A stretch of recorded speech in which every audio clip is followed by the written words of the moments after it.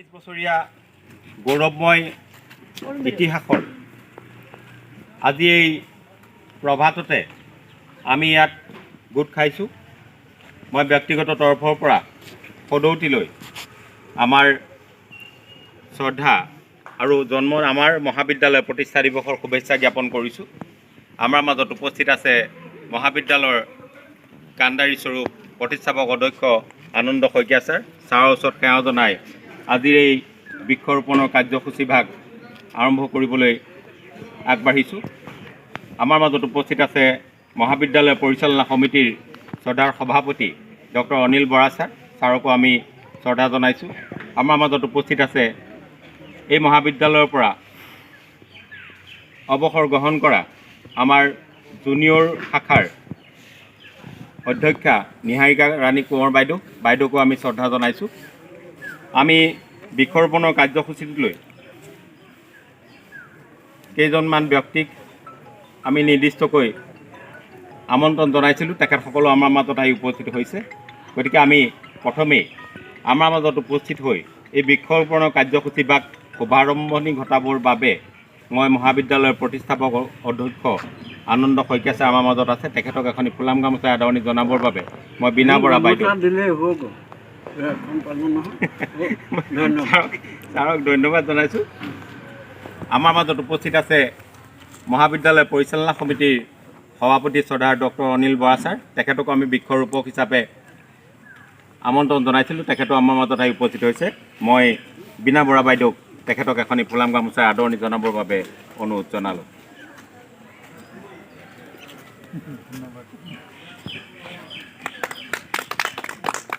আমাৰ অধ্যক্ষ মহোদয়কো আমাৰ মাজত বিচাৰিছোঁ, ছাৰ কিবা কামত ব্যস্ত আছে। যাই কি নহওক, আমি আমন্ত্ৰণ জনাইছিলোঁ এই মহাবিদ্যালয়ৰ পৰাই অৱসৰ গ্ৰহণ কৰা মোৰ নিজৰ বিভাগৰ ৰাজনীতি বিজ্ঞান বিভাগৰ অধ্যাপক বিকাশ চন্দ্ৰ দাস ডাঙৰীয়া, তেখেতো আমাৰ মাজত আহি উপস্থিত হৈছেহি। তেখেতক এখনি ফুলাম গামোচাৰে আদৰণি জনাবৰ বাবে মই ৰুমি শইকীয়া বাইদেউক অনুৰোধ জনাইছোঁ।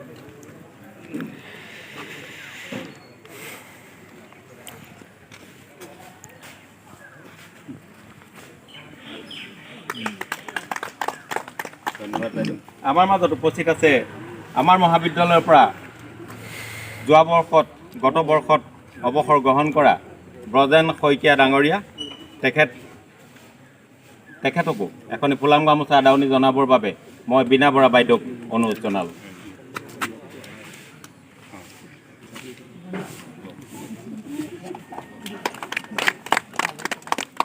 আমি আমন্ত্ৰণ জনাইছিলোঁ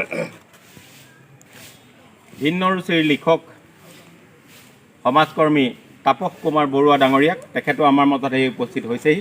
তেখেতক মই এখনি ফুলাম গামোচাৰে আদৰণি জনাবৰ বাবে ৰুমি শইকীয়া বাইদেউক অনুৰোধ জনাইছোঁ।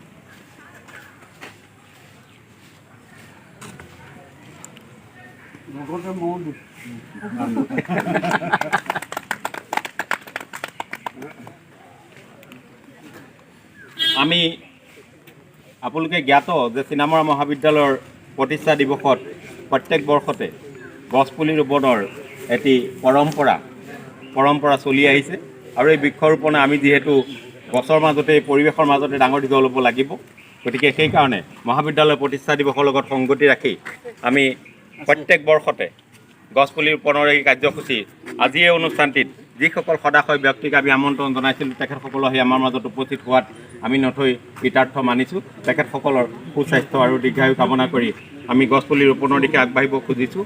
আপোনালোকে জানে এষাৰ কথা আছে, সেবিতব্য বট বৃক্ষ ফল ছায়া সমন্বিতে, যদি দৈবাত ফলং নাস্তি ছায়া কেন বিবৰ্জিতে। গতিকে যদি কেনেবাকৈ ফল মূলো নালাগে, যদি ছাঁটো আমি বৰ্জন কৰিব নোৱাৰোঁ, গতিকে সেইকাৰণে সেই আপাহতে আমি ইয়াত কেইটামান পুলি ৰোপণ কৰিবৰ বাবে আপোনালোকক আমি আমন্ত্ৰণ জনাইছিলোঁ। আপোনালোকক আমাৰ মাজত আহি উপস্থিত হ'লি, গতিকে আপোনাসবক আমি গছপুলি ৰোপণৰ দিশে আগবাঢ়িবৰ বাবে অনুৰোধ জনালোঁ। ছাৰ হেৰি নাম তাকে চাইছোঁ।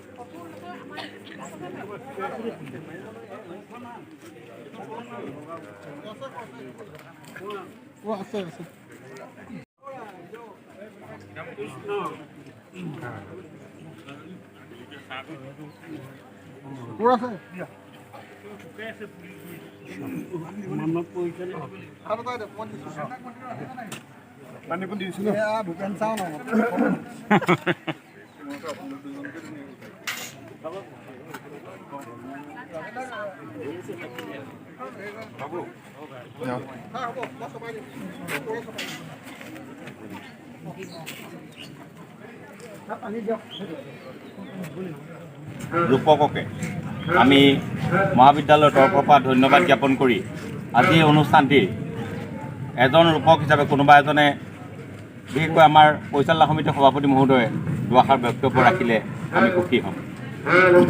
মাননীয় প্ৰতিষ্ঠাপক অধ্যক্ষ অধ্যাপক আনন্দ শইকীয়া ছাৰ, উপস্থিত সুধীবৃন্দ, আজি মহাবিদ্যালয়খন এটা নিৰ্দিষ্ট ঢাপলৈ আগবাঢ়িছে। ৩৫ বছৰ শেষ হৈ ৩৬ বছৰ ভৰি থৈছে। আমি বহু ধৰণৰ ঘাট প্ৰতিঘাতৰ মাজেৰে মহাবিদ্যালয়খন আগবাঢ়ি গৈ আছে, দোপে আগবাঢ়িছে। এটা অঞ্চল উজ্জ্বলিত কৰি তুলিছে মহাবিদ্যালয়খনে। আমি আশা ৰাখিম ভৱিষ্যতে এই মহাবিদ্যালয়খন আৰু উজ্জ্বল হৈ উঠিব। আমাৰ সকলোৰে শুভকামনা থাকিব, লগতে আমি সকলোৱে একেলগে ইয়াৰ দিশে কাম কৰি যাম। মহাবিদ্যালয়খনৰ এই শুভক্ষণত আমি এটিকৈ গছপুলি ৰোপণ কৰিছোঁ।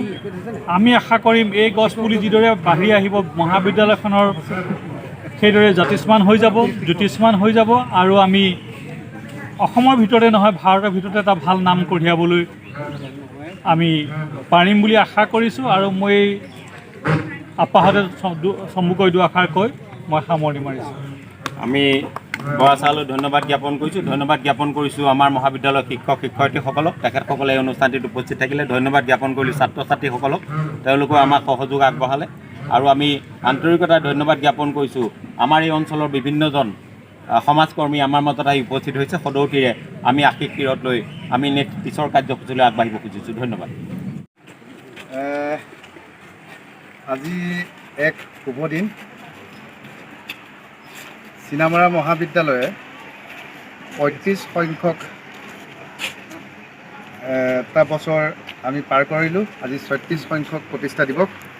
এই প্ৰতিষ্ঠা দিৱসৰ শুভক্ষণত আমাৰ এইটো ৪ৰ্থটো কাৰ্যসূচী, আৰু এই ৪ৰ্থটো কাৰ্যসূচীত সমবেত হোৱা প্ৰত্যেকজন সুধী সমাজক চিনামৰা মহাবিদ্যালয়ৰ কাব্যক্ষেত্ৰৰ বাকৰিত শ্ৰদ্ধা জনাইছোঁ।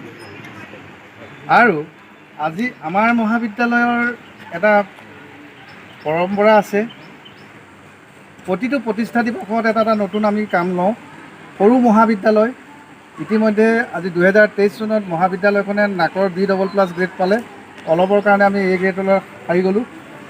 আহি থকা দিনবিলাকত আমি সেইটো আশা কৰিছোঁ। আৰু নতুন শিক্ষানীতি হৈছে, এই নতুন শিক্ষানীতিত মহাবিদ্যালয়সমূহ বিশ্ববিদ্যালয়সমূহ ভাৰতবৰ্ষৰ উচ্চ শিক্ষাৰ যাত্ৰা কেনেধৰণৰ হ'ব সেইটো সময় নিৰ্ধাৰণ কৰিব। যেই নহওক আমি আমাৰ কাম কৰিবই লাগিব, আমি কৰ্মৰত হ'বই লাগিব, এটা অনুষ্ঠানক আমি গতি দিবই লাগিব। অসমৰ উচ্চ শিক্ষাক আমি এক নতুন দৃষ্টিৰে আমি লৈ যাব লাগিব। সেই উদ্দেশ্য আগত ৰাখি যোৱা বছৰ 2025 চনৰ 18 জানুৱাৰী তাৰিখে আমাৰ মহাবিদ্যালয়ৰ এগৰাকী অতি প্ৰতিশ্ৰুতি সম্পন্ন অধ্যাপক ডক্টৰ দীপেন নাথে হলিৰাম খাণ্ডেলা স্মাৰক সাহিত্য বঁটাটো পাইছিল ধেমাজিত, আৰু তেখেতক এটা মাননি দিয়া হৈছিল। সেই মাননি আৰু তেখেতৰ দৰমহা পুঁজিৰে আজি এই কাননখন তেখেতে আমাক উপহাৰ দিছে মহাবিদ্যালয়লৈ।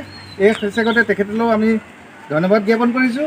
আৰু আমাৰ মহাবিদ্যালয়ৰ আজি এই কাননখন উন্মোচন কৰিবৰ বাবে যিগৰাকী ব্যক্তিক আমি নিমন্ত্ৰণ কৰিছিলোঁ, সেইগৰাকী ডিব্ৰুগড় বিশ্ববিদ্যালয়ৰ এসময়ত পঞ্জীয়ক আছিল আৰু বৰ্তমান অসম মহিলা বিশ্ববিদ্যালয়ৰ পঞ্জীয়ক। আৰু তেখেতক আমি আমন্ত্ৰণ কৰিছিলোঁ। তেখেতে অতি সদানন্দে এই আমাৰ আমন্ত্ৰণটো গ্ৰহণ কৰি আমাক কৃতাৰ্থ কৰিলে। এই ছেক্ৰেটাৰী আমাৰ বিনোদ বৰা ছাৰ, ডক্টৰ বিনোদ বৰা ছাৰলৈ আমি এক কৃতজ্ঞতা জ্ঞাপন কৰিছোঁ। আৰু ছাৰক গতিকে ফিতাটো কটাৰ পিছতহে আমি মুকলি মিটিঙতে আদৰণিটো জনাম। আৰু ইয়াৰ 11:30 বজাত আমি সামৰিব লাগিব। মহাবিদ্যালয়ৰ আজি 35 বছৰৰ মহাবিদ্যালয়ৰ নামেৰে পাতিলে। আমি নামৰ ওপৰত খুব বিশ্বাসী। গতিকে আমি 11:30 বজাত এই সভাখন আমি শেষ কৰিব লাগিব। সেই উদ্দেশ্য আগত ৰাখি আজি এই মহান কাৰ্যৰ দিশে আপোনাক অগ্ৰসৰ হ'বলৈ মই অনুৰোধ জনালোঁ। গতিকে তাৰ প্ৰাক মুহূৰ্তত বন্তিগত প্ৰজ্বলন কৰিব আৰু গুৰুঘাট হেৰি কৰিব আৰু আহক আপুনি আহক।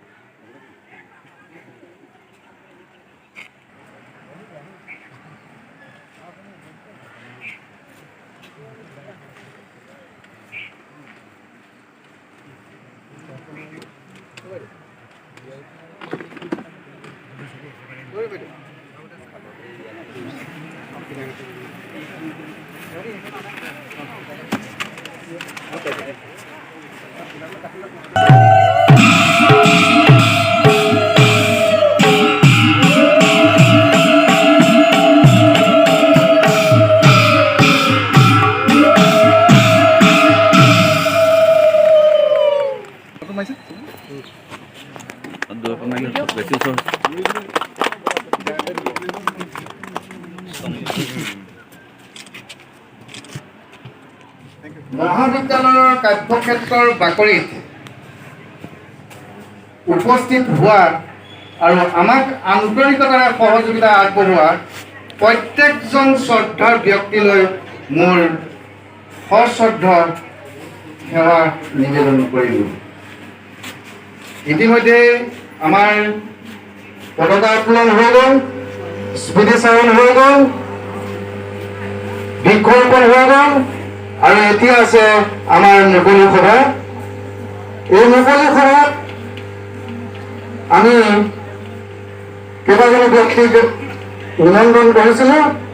আমাৰ মাজত উপস্থিত হোৱাৰ বাবে আমি তেখেতসকললৈ আমাৰ কৃতজ্ঞতা নিবেদন কৰিছোঁ।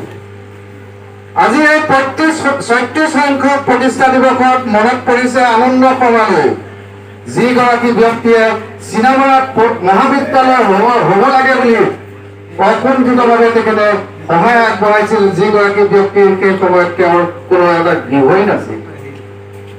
আজি মনত পৰিছে মহাবিদ্যালয়ৰ প্ৰতিষ্ঠাপক সভাপতি দুৰ্লভ চন্দ্ৰ মহন্ত দেৱ, তেখেত ২০২৩ চনত আমাৰ পৰা বিদায় মাগিলে। আজি মনত পৰিছে চিনামৰা মহাবিদ্যালয় প্ৰতিষ্ঠাৰ ক্ষেত্ৰত বাঁহৰ চুঙাত থকা পইচা, বাঁহৰ চুঙা কাটি আমাক মহাবিদ্যালয় হ'ব লাগে বুলি কোৱা ব্যক্তি মহিলাগৰাকী হৈছে বৰ্তমান ৯৭ বছৰীয়া নিৰ্মলা হাজৰিকা। আজি মনত পৰিছে চিনামৰা মহাবিদ্যালয়ৰ প্ৰতিষ্ঠাপক সাধাৰণ সম্পাদক প্ৰয়াত বিনয় শইকীয়ালৈ। এনেধৰণৰ আজি মনত পৰিছে মহাবিদ্যালয়ৰ সদ্য প্ৰয়াত প্ৰতিষ্ঠাপক কৰ্মচাৰী নিপুণ শইকীয়া, লৱ দত্তক প্ৰমুখ্যে কৰি আজি বহুত ব্যক্তিলৈ মনত পৰিছে। সেইসকললৈ প্ৰণিপাত জনাই আৰু যিসকল বৰ্তমান আছে মহাবিদ্যালয়ৰ ৩৬ বছৰ ধৰি যিজন ব্যক্তিৰ নেতৃত্বত চিনামৰা মহাবিদ্যালয় প্ৰতিষ্ঠা হৈছিল, আজি ৩৬ বছৰে তেখেতে আমাৰ পতাকা উত্তোলন কৰি আছে, সেইগৰাকী কোনো নহয় আমাৰ মহাবিদ্যালয়ৰ মহিৰোহ আনন্দ শইকীয়াদেৱ। গতিকে সকলোলৈকে মই শ্ৰদ্ধা আৰু কৃতজ্ঞতা জনাই এই মুকলি সভাখন আৰম্ভ কৰিবলৈ আগবাঢ়িছোঁ। আৰু এই সভাখন সভানেত্ৰীৰ আসন গ্ৰহণ কৰিবলৈ মই আমাৰ মহাবিদ্যালয়ৰ প্ৰতিষ্ঠাপক শিক্ষয়িত্ৰী অহা ডিচেম্বৰ মাহত তেখেত আমাৰ মহাবিদ্যালয়ৰ পৰা আনুষ্ঠানিকভাৱে ৰিটায়াৰ হ'ব, অৱসৰ গ্ৰহণ কৰিব। তেখেত হৈছে দীপশিখা দত্ত বাইদেউ। দীপশিখা দত্ত বাইদেউক মই আসন গ্ৰহণ কৰি সভানেত্ৰীৰ আসন গ্ৰহণ কৰিবলৈ অনুৰোধ জনালোঁ। আৰু বাইদেউক এখন গামোচাৰে আৰু অধ্যাপিকা শেৱালী সত্য।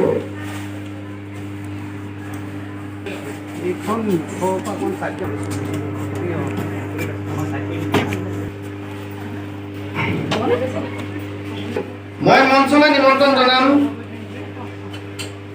সপোন দেখিব জনা, সপোন দেখুৱাব জনা আৰু সপোনক আকাৰ দিয়া মহাবিদ্যালয়ৰ প্ৰতিষ্ঠাপক অধ্যক্ষ আনন্দ শইকীয়া ছাৰ।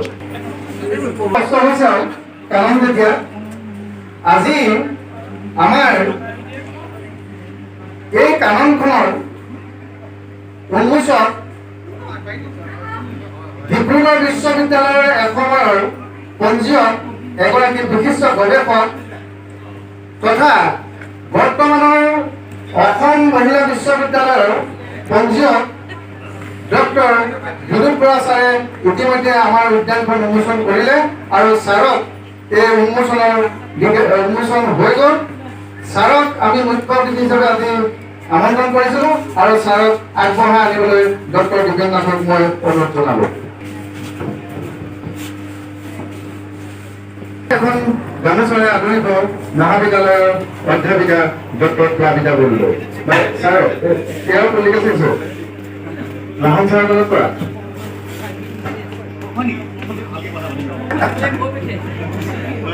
ছাৰৰ প্ৰতিষ্ঠা দিৱসৰ উপলক্ষে আমি এখন কৃতজ্ঞতা পত্ৰ যোগ কৰিছিলোঁ। এই প্ৰতিষ্ঠা দিৱসত ছাৰলৈ অভিনন্দন জনাই মই পত্ৰখন পাঠ কৰিবলৈ আগবাঢ়িছোঁ। ৩৬ সংখ্যক প্ৰতিষ্ঠা দিৱসত চিনামৰা মহাবিদ্যালয়ৰ তৰফৰ পৰা কৃতজ্ঞতা জ্ঞাপন। কাৰ্যক্ষেত্ৰ চিনামৰা যোৰহাট দিনাংক ১/৬/২০২৬। প্ৰতি ডক্টৰ বিনোদ চন্দ্ৰ বৰা পঞ্জীয়ক অসম মহিলা বিশ্ববিদ্যালয় কিয় যোৰহাট। শ্ৰদ্ধাভাজন দেখো সাদৰ সম্ভাষণ গ্ৰহণ কৰিব। এই শুভক্ষণত সুধী সমাজক সাক্ষী কৰি চিনামৰা মহাবিদ্যালয়ৰ ৩৬ সংখ্যক প্ৰতিষ্ঠা দিৱসৰ দিনা আপোনাক কৃতজ্ঞতা জ্ঞাপন কৰিবলৈ পাই অতিশয় সুখী হৈছোঁ। ১৯৯১ চনৰ ১ জুন তাৰিখে স্বাধীনোত্তৰ ভাৰতৰ ৰ'দ কাছনিৰ কোমল উত্তাপে জাগ্ৰত কৰি ৰখা মহামন্ত্ৰৰে দীক্ষিত এছাম বিদ্যানুৰাগী দক্ষিণ যোৰহাটৰ সূৰ্যবীৰ্যৰ শক্তিমন্ত পুৰুষ মহিলাৰ চিন্তন কৈশোৰেৰে গুৱাহাটী উচ্চ ন্যায়ালয়ৰ জ্যেষ্ঠ অধিবক্তা প্ৰয়াত দুৰ্লভ চন্দ্ৰ মহন্তদেৱ আৰু শিক্ষাবিদ তথা প্ৰতিষ্ঠাপক অধ্যক্ষ অধ্যাপক আনন্দ শইকীয়াদেৱৰ বলিষ্ঠ নেতৃত্বত প্ৰতিষ্ঠা হোৱা চিনামৰা মহাবিদ্যালয়ে এই পবিত্ৰ দিনটোত ৩৬টা বৰ্ষত প্ৰৱেশ কৰিছে।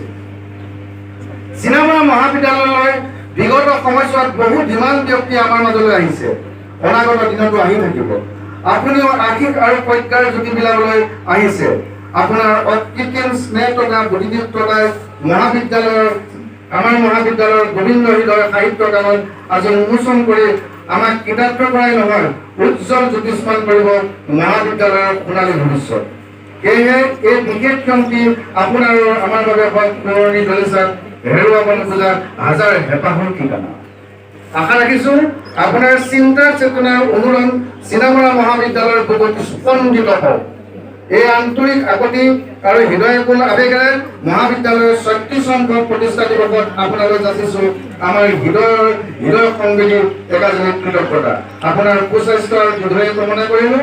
বিনীত অঞ্জন শইকীয়া, অধ্যক্ষ চিনামৰা মহাবিদ্যালয়।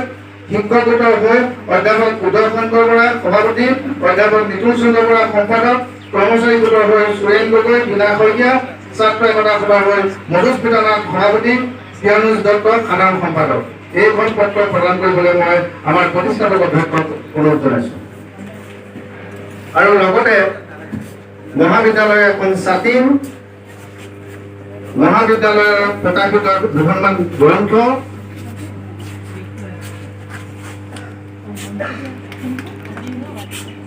বৰা ছাৰ চিনেমাৰ বাগিচাখন ওচৰতে আছে। জুনুক জুনুক কৰি বাজিল জুনুকা, চেনী মৰা বাগিচাৰ চিঠি লৈ গ'ল ডাকোৱালে, হাতে হাতে কাটি দিলে হেঁপাহৰ ৰঙীন ৰুমাল। সেই কথা সোমাই আছে।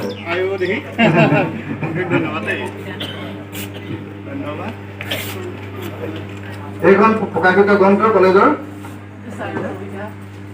আৰু এই ষ্টিকডাল আছে, এইটো কালচাৰেল ষ্টিক। এইটো আপোনাৰ নগদ দিব। অশেষ ধন্যবাদ দেই।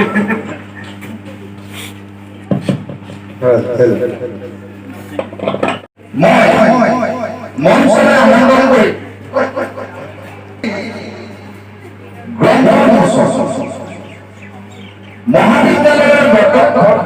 মহাবিদ্যালয়ৰ আমি আজিলৈকে ৫০০খনৰ ওপৰত গ্ৰন্থ প্ৰকাশ কৰিলোঁ। ৮খনকৈ ISSৰ জাৰ্নেল আছে। তাৰে এখন জাৰ্নেল নীলৰূপম ছাৰে জানে। সেইখন ভাৰতবৰ্ষৰ প্ৰায় ৭০খন বিশ্ববিদ্যালয়ে ক্ৰয় কৰিছে এডিনবৰা ইউনিভাৰ্চিটিত ক্ৰয় কৰিছে, বাৰ্মিংহাম ইউনিভাৰ্চিটিত ক্ৰয় কৰিছে, ফ্ৰান্সৰ 3খন বিশ্ববিদ্যালয়ত ক্ৰয় কৰিছে। আজি এই চিনেমা মহাবিদ্যালয়ৰ আশীৰ্বাদত 2017 চনত অধ্যয়ন বিৰোধিতাৰ বিৰুদ্ধে আমি এক যাত্ৰা হাতত লৈছিলোঁ। 2017 চনৰ 17 জানুৱাৰী শিল্পী দিৱসত আমি আমাৰ মহাবিদ্যালয়ৰ পৰা এখন বাৰ্তা, 3মহীয়া বাৰ্তা আলোচনী প্ৰকাশ কৰিছিলোঁ। সেই বাৰ্তা আলোচনীখন বৰ্তমান আমাৰ 10 বছৰত ভৰি দিছেহি। এই বাৰ্তা আলোচনীখনৰ এক সংক্ষিপ্ত সকলোৱে লিখা এখন গ্ৰন্থ আজি উন্মোচিত হ'ব। সেই উন্মোচন কৰিবৰ বাবে আমি আমন্ত্ৰণ কৰিছিলোঁ দৈনিক জনমভূমি কাকতৰ জ্যেষ্ঠ সম্পাদক মোৰ শ্ৰদ্ধাৰ দাদাস্বৰূপ শ্ৰীযুত দিগন্ত বুঢ়াগোহাঁইদেৱক। তেখেত আমাৰ মাজত উপস্থিত হৈছেহি আৰু তেখেতক মঞ্চত আসন গ্ৰহণ কৰিবলৈ মই অনুৰোধ জনাইছোঁ। আৰু আমি আজি সুখী হৈছোঁ, চিনামৰা মহাবিদ্যালয়ৰ আজি 36 সংখ্যক প্ৰতিষ্ঠা দিৱস। 1948 চনত দৈনিক জনমভূমি কাকতখন আজিৰ দিনটোতে প্ৰকাশিত হৈছিল। আজি দৈনিক জনমভূমিৰ আজি জন্মদিন আৰু দিগন্ত দাক এখন কৃতজ্ঞতা পত্ৰ, এখন গামোচা, প্ৰথম গামোচাৰে তেখেতক সন্মান জনাব।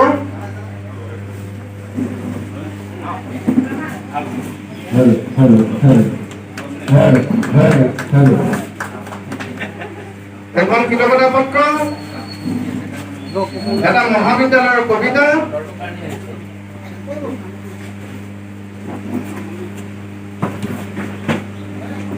মহাবিদ্যালয়ৰ এখন ছাতি, এক কিতাপৰ টুকুৰা, মহাবিদ্যালয়ৰ এটা বেগ,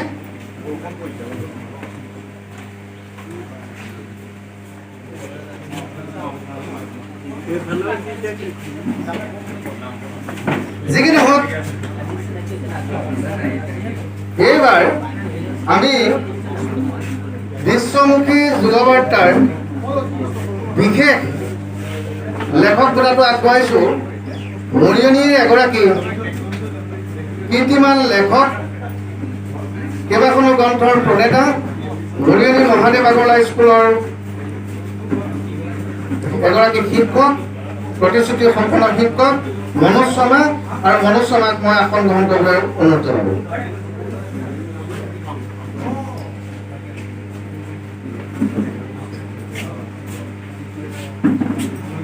মই মঞ্চলৈ অনুৰোধ জনাইছোঁ আমাৰ স্মৃতিচাৰণৰ তৰফত চিনামৰা মহাবিদ্যালয়ৰ প্ৰতিষ্ঠাকালীন শিক্ষয়িত্ৰী, অৱসৰপ্ৰাপ্ত চিনামৰা চিনিয়ৰ ছেকেণ্ডেৰী স্কুলৰ অধ্যক্ষা মোৰ শ্ৰদ্ধাৰ নিহাৰিকা বাইদেউক মই মঞ্চত আসন গ্ৰহণ কৰিবলৈ অনুৰোধ জনালোঁ। বিগত সময়ছোৱাৰ পৰিচালনা সমিতিৰ সভাপতি, যোৰহাট জগন্নাথ বৰুৱা মহাবিদ্যালয়, বৰ্তমান বিশ্ববিদ্যালয়ৰ প্ৰাক্তন অসমীয়া বিভাগৰ প্ৰাক্তন মুৰব্বী অধ্যাপিকা তথা উপাধ্যক্ষা ডক্টৰ বীণাপাণি বাইদেউকো মই মঞ্চলৈ আহিবলৈ অনুৰোধ জনালোঁ। আৰু বাইদেউক এখন গামোচাৰে আদৰণি জনাব আমাৰ ডক্টৰ কবিতাৰ বৰদলৈ। অলপ গৰম চৰম পাইছে, অচাৰ অলপ গৰম পাব আৰু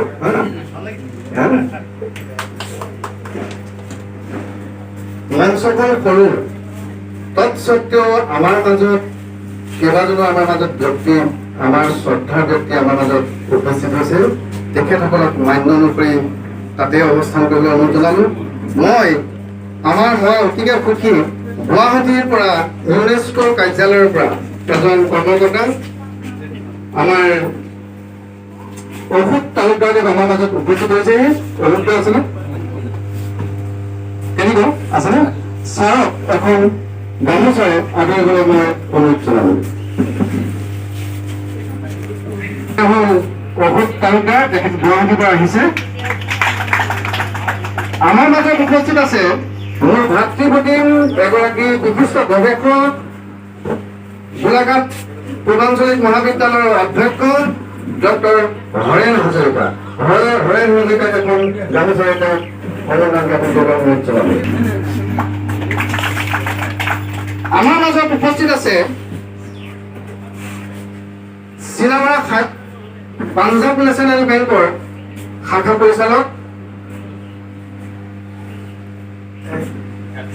মোৰ ভাতৃপ্ৰতিম, তেখেতক মই এখন গামোচাৰে আদৰণি অনুৰোধ জনালো।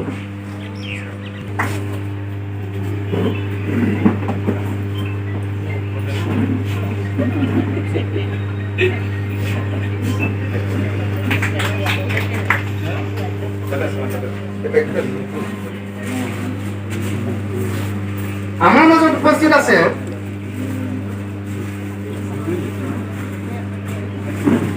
নকছাৰী অঞ্চলৰ এগৰাকী বিশিষ্ট কবি, নকছাৰী অঞ্চলৰ কাব্যৰ যোগেদি এক নতুন জাগৰণ সৃষ্টি কৰা মোৰ দাদাস্বৰূপ নকছাৰী মহাবিদ্যালয়ৰ কৰ্মচাৰী প্ৰণৱ গগৈ। প্ৰণৱ গগৈক মই এখন স্বাধীন গামোচাৰে আদৰিবলৈ মই অনুৰোধ জনাম।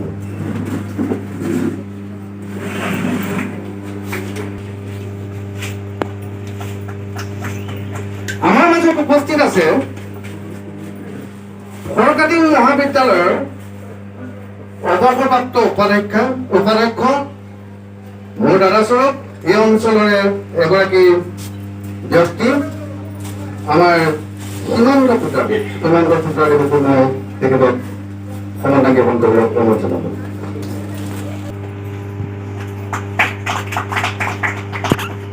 সপোন দেখুৱাব জনা, সপোন দেখিব জনা এইজন ব্যক্তিৰ লগত নেতৃত্ব দি আগবঢ়োৱা আমাৰ মহাবিদ্যালয়ৰ প্ৰতিষ্ঠাকালীন ছাত্ৰ সুৰেশ হাজৰিকাদেৱ আমাৰ মাজত উপস্থিত আছে। সুৰেশ হাজৰিকাদেৱক মই অভিনন্দন গ্ৰহণ কৰিবলৈ অনুৰোধ জনালো। আমাৰ মাজত উপস্থিত আছে মহাবিদ্যালয়ৰ প্ৰথম দলৰ ছাত্ৰ, দ্বিতীয়গৰাকী ছাত্ৰ একতা সভাৰ সাধাৰণ সম্পাদক, এগৰাকী উদ্যোগী ব্যৱসায়ী বৰ্তমান ৰিয়াজ খানদেৱ। ৰিয়াজ খানদেৱো মই সমাধান জ্ঞাপন কৰিবলৈ অনুৰোধ জনালো।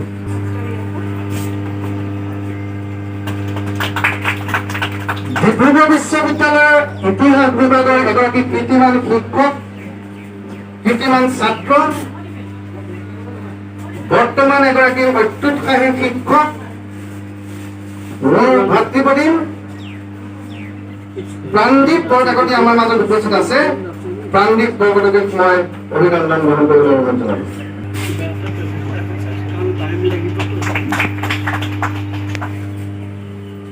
চিনেমা মহাবিদ্যালয়লৈ মাহেকত 3বাৰ আহে এজন ব্যক্তি, সদায় কিন্তু এখন কিতাপ লৈ আহে। এজন ব্যক্তি হৈছে আজিও এখন কিতাপ আনিছে। সেইজন ব্যক্তি কোনো নহয়, মহাবিদ্যালয়ৰ লগত জড়িত একান্তভাৱে জড়িত এজন হ'ল প্ৰতাপ চন্দ্ৰ শৰ্মা। এই প্ৰতাপ শৰ্মাক মই অভিনন্দন গ্ৰহণ কৰিবলৈ অনুৰোধ জনালো। এগৰাকী প্ৰকৃতি ব্যক্তি মোক সদায় কয় যে অঞ্জন শইকীয়া আৰু অলপ কিবা কৰিব লাগিব। আজি নিজৰ সময় খৰচ কৰি এজন ব্যক্তি আহিছে, মই কৃতজ্ঞতা জনাইছো। এজন ব্যক্তি হৈছে আমাৰ মোৰ দাদাস্বৰূপ বেদান্ত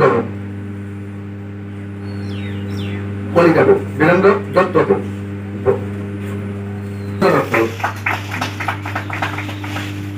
আজি আপোনালোকে দেখিলে নহয় উদ্যানখন হলিৰাম খান্দেলা স্মাৰক বঁটা পাই বঁটাৰ যিখিনি মাননি, সেই মাননিখিনিয়ে মহাবিদ্যালয়ৰ কাৰ্যক্ষেত্ৰৰ এক নতুন পৰিচয় দিছে। গোবিন্দ হৃদয় কাননী সেইগৰাকী মহাবিদ্যালয়ৰ প্ৰতিশ্ৰুতি সম্পন্ন অধ্যাপক ঔপন্যাসিক ডক্টৰ দীপেন নাথ। সেই দীপেন নাথক মই আজিৰ মুখ্য অতিথি এই যোগেদি আমি কৃতজ্ঞতা পত্ৰ প্ৰদান কৰিবলৈ অনুৰোধ জনালোঁ। আজিৰ মুখ্য অতিথি বিনোদ চন্দ্ৰ বৰা ছাৰ।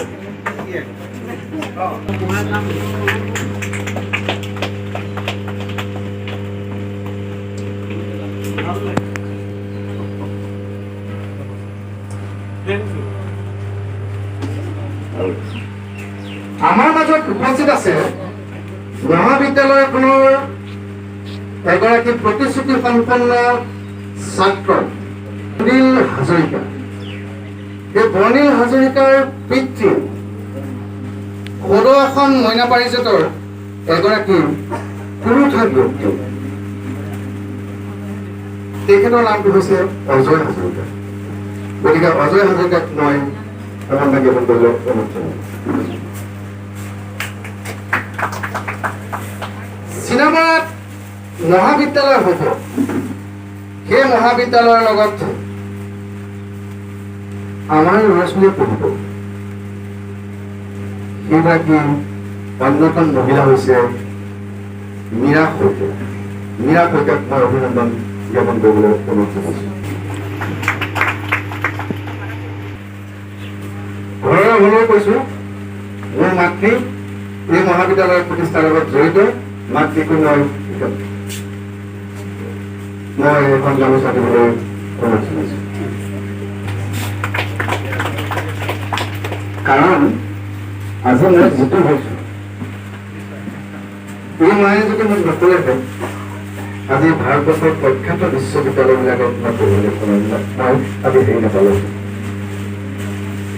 দেউতাই প্ৰতাপত পাৰ্টি কৰোঁতে গ'ল, এই মায়ে চাপাটো হৈ থাকিল। আজি সেইকাৰণে মোৰ মা হিচাপে নহয়, এগৰাকী উদ্যোগী মহিলা হিচাপে আমি আপোনালোকলৈ সকলো প্ৰতি শ্ৰদ্ধা জনাই মই মোৰ কাৰ্যসূচীৰ মাজত সামৰি মই আজি সভাপতি নেতৃত্ব মই তেখেতৰ কাৰ্যসূচী চলাই যাবলৈ অনুৰোধ জনাইছোঁ। মঞ্চত উপবিষ্ট শ্ৰদ্ধাৰ প্ৰতিষ্ঠাপক অধ্যক্ষ মহোদয়, আমাৰ আমন্ত্ৰিত বিশিষ্ট অতিথি অসম মহিলা বিশ্ববিদ্যালয়ৰ পঞ্জীয়ক মহোদয়, বিশিষ্ট অতিথি লেখক সাংবাদিক শ্ৰদ্ধাৰ বুঢ়াগোহাঁই মহোদয়, বিশিষ্ট লেখক শৰ্মা ডাঙৰীয়া, মোৰ আসনৰ কাষতে বহা শ্ৰদ্ধাৰ চিনামাৰা চিনিয়ৰ ছেকেণ্ডেৰী বিদ্যালয়ৰ অৱসৰপ্ৰাপ্ত অধ্যক্ষা শ্ৰদ্ধাৰ নিহাৰিকা ৰাণী বাইদেউ, পৰিচালনা সমিতিৰ প্ৰাক্তন সভানেত্ৰী জগন্নাথ বৰা মহাবিদ্যালয়ৰ উপাধ্যক্ষা বীণাপাণি দেৱী বাইদেউ, মোৰ সন্মুখৰ আসনত থকা মহাবিদ্যালয়ৰ শুভাকাংক্ষীসকল, শিক্ষক শিক্ষয়িত্ৰীসকল, কৰ্মচাৰী আৰু মোৰ মৰমৰ ছাত্ৰ ছাত্ৰীসকল, জয় জয়তে আপোনালোক সকলোকে মই কৰজোৰে প্ৰণাম জনালোঁ। আজি 1 জুন 2026 বিশ্ব স্বাস্থ্য সংস্থাৰ মতে অৰ্থাৎ WHO মতেও আমি জানো যে 15 পৰা 24 বছৰ কালচোৱাক সাধাৰণতে ডেকা অৱস্থা বুলি কোৱা হয়, কিন্তু সাম্প্ৰতিক সময়ত 18 পৰা 35 বছৰ কালচোৱা আচলতে যুৱকাল। আজি চিনামাৰা চিনিয়ৰ ছেকেণ্ডেৰী বিদ্যালয়ৰ 36 বছৰ অতিক্ৰম কৰিছে আৰু আমাৰ চিনামাৰা মহাবিদ্যালয়ৰ 35 বছৰ অতিক্ৰম কৰিছে। গতিকে আজি আমাৰ বাবে এটা অতি আনন্দৰ দিন আৰু যিখন মহাবিদ্যালয়ে 35টা বসন্ত পাৰ কৰিছে। গতিকে আমি সেইকাৰণে আজি এই সকলোখিনিয়ে এই অনুষ্ঠানটোত সমবেত হৈছোঁ আৰু অতি কম সময়ৰ ভিতৰতে যিহেতু সভাখন সমাপ্ত কৰিবলৈ কোৱা হৈছে, গতিকে আপোনালোকলৈ মোৰ বিনম্ৰ অনুৰোধ, আপোনালোকৰ সম্পূৰ্ণ সহযোগত যাতে মই সভাখন সমাপ্ত কৰিব পাৰোঁ তাৰে প্ৰতি মই লক্ষ্য ৰাখিলোঁ আৰু আপোনালোকৰ সহায় সহযোগ মই কামনা কৰিলোঁ। কিন্তু এইখিনিতে মই এটা কথা আজি ক'ব লাগিব যে যিসকল ব্যক্তিৰ দূৰদৰ্শিতা, যিসকল ব্যক্তিৰ চেষ্টাৰ ফলত আজি মহাবিদ্যালয়খনে এই স্থানত উপনীত হৈছে, তাৰে মুখ্য বলিয়াল শ্ৰদ্ধাৰ প্ৰতিষ্ঠাপক অধ্যক্ষ মহোদয় আছে আৰু বহুকেইজন ব্যক্তি আছে, শুভাকাংক্ষী আছে, যিসকলে ভূমি দান কৰিছিল, যিসকলে কপালৰ ঘাম পেলাই কষ্ট কৰিছিল, যিসকলে কায়িক কষ্টৰে মহাবিদ্যালয়খনলৈ বহুতখিনি অৱদান আগবঢ়ালে। হয়তো সকলোখিনি বৰ্তমান জীৱিত অৱস্থাত নাই, সেইসকললৈ মই কৰজোৰে প্ৰণাম জনালো। আৰু প্ৰতি ক্ষেত্ৰতে আজি মহাবিদ্যালয় অধ্যক্ষ মহোদয়ে কৈছে যে 31 ডিচেম্বৰত মই অৱসৰ গ্ৰহণ কৰোঁ, কৰ্মজীৱনৰ পৰা আঁতৰি যাম। গতিকে কৰ্মজীৱনত থাকোঁতে বা কৰ্মজীৱন সমাপ্ত হ'লেও এই মহাবিদ্যালয়খনলৈ সদায়েই এই মহাবিদ্যালয়খনত এজন শুভাকাংক্ষী হৈ ৰম আৰু শুভাকাংক্ষী হৈ থাকিবলৈ নিজৰ জীৱনটো ধন্য মানিম। গতিকে আপোনালোকৰ সম্পূৰ্ণ সহায় সহযোগেৰে মই সভাখন আৰম্ভ কৰিবলৈ লৈছোঁ। ধন্যবাদ। সভাৰ প্ৰথম কাৰ্যসূচী স্বৰূপে আছে আমাৰ মহাবিদ্যালয়ৰ গ্ৰন্থকাৰী কবি সিদ্ধাৰ্থ স্বৰূপ দত্তৰ কবিতা পাঠ। মই সিদ্ধাৰ্থ স্বৰূপ দত্তক মঞ্চলৈ আমন্ত্ৰণ জনাইছোঁ। শ্ৰদ্ধাৰ সভাপতি অনুমতি সাপেক্ষে এগৰাকী ব্যক্তি থাকিব। ছাৰৰ জ্ঞাতাৰ্থে জনাত 1994 চনত মুকুন্দ মাধৱ সমাচাৰ আহিছিল। তেতিয়া মই কলেজৰ হাই ছেকেণ্ডেৰী পঢ়ি আছোঁ, ডিগ্ৰী পঢ়ি আছোঁ। ছাৰে অভিবাদন দিছে, বাইদেউ জানে নেকি? গায়নৰ কিনো থকা অভিনন্দন দিছে। বিশ্ববিদ্যালয়ৰ উপাচাৰ্য যেতিয়া অতি টেঙৰ নহয়, ছাৰক সুধিলে যে গায়ন যোৱা ক'ৰ? আমাৰ কলেজৰ। গায়ন যোৱা ক'ৰ? আমাৰ কলেজৰ। ছাৰে পৰীক্ষা কৰিবলৈ সুধিছে তোমাৰ নামটো কি, তুমি ক'ত কৰে কিবা? আজি যিজনে দেখিছে সিদ্ধেশ্বৰ নাম কলেজৰ। গতিকে কেইবা সেইকাৰণে মহাবিদ্যালয়ত দুবাৰকৈ আমি ভাওনা কম্পিটিশ্যন পাতিব পাৰিছোঁ। 17 বাৰকৈ ভাওনা হৈছে। এই সকলো ব্যক্তি লোক এই আমাৰ অচ্যুতত্ব কেনেকৈ এগৰাকী বিশিষ্ট গায়ক। গতিকে এই সকলৰ লৈ আমি মহাবিদ্যালয়খনৰ যাত্ৰা আৰম্ভ কৰিছোঁ। চিনেমাৰ মহাবিদ্যালয়ত ছাৰে যিকেইজন কৰ্মচাৰী ল'লে তাৰ মাজতে বহুমুখী প্ৰতিভা সম্পন্ন কৰ্মচাৰীজন হৈছে আমাৰ পুষ্প গগৈ। এই পুষ্প গগৈয়ে ৰান্ধাও মাৰিব পাৰে, ঘণ্টাও বজাব পাৰে, ভাত পানীও বনাব পাৰে, সকলো বনাব পাৰে। মহাবিদ্যালয়খনত আজিলৈকে প্ৰায় 70খনমান চেমিনাৰ হ'ল, আমি কিন্তু ৰান্ধনিও নহয়। আজি এই কাননখনৰ যিটো পৰিৱেশ দেখিছে তেওঁৰ নেতৃত্বতে হৈছে। গতিকে আজি এই শুভক্ষণত মই মহাবিদ্যালয়ৰ কৰ্মচাৰী পুষ্প গগৈক এখন অভিনন্দন গামোচাৰে তেওঁক অভিনন্দন আগবঢ়ালোঁ। গতিকে সকলোৰে প্ৰতি শ্ৰদ্ধা জনাই বাইদেউ কাৰ্যসূচী আগবঢ়াবলৈ অনুৰোধ জনালোঁ। আৰু প্ৰথমে মই চিনেমাৰ মহাবিদ্যালয়ৰ প্ৰতিষ্ঠা দিৱসৰ সকলোকে অভিনন্দন জনাই প্ৰতিষ্ঠাপক অধ্যক্ষকে ধৰি মঞ্চত উপবিষ্ট সকলোকে মোৰ সেৱা জনালোঁ। আজি 2 সপ্তাহ আগতে মোৰ এটা কবিতা প্ৰকাশ হৈছিলে। এই কবিতাটোকে মই আজি কবিতা কাননৰ প্ৰথম দিনটোতে পাঠ কৰিবলৈ লৈছোঁ। কবিতাটো মোৰ লগত সহযোগ কৰিব আমাৰ প্ৰাক্তন ছাত্ৰী মিলনী আৰু ছাত্ৰ বৰ্ণিনী। ধন্যবাদ।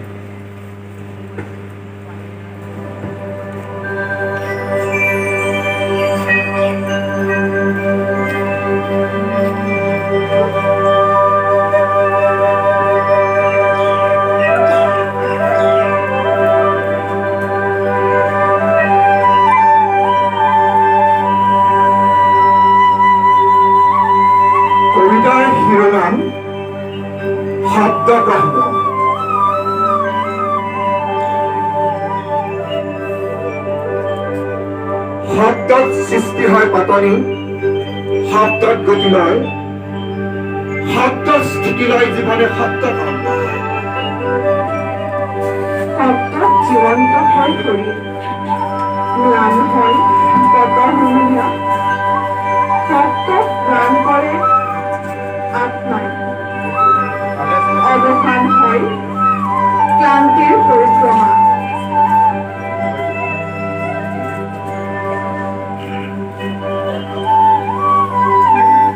শব্দত বৰ্ষায় হিংসজন, স্নেহময় হৈ ত্যাগ কৰে ৰণপ্ৰাণ শব্দত বৈৰী থমকি ৰয় শব্দত কৰে মৌনতা ধাৰণ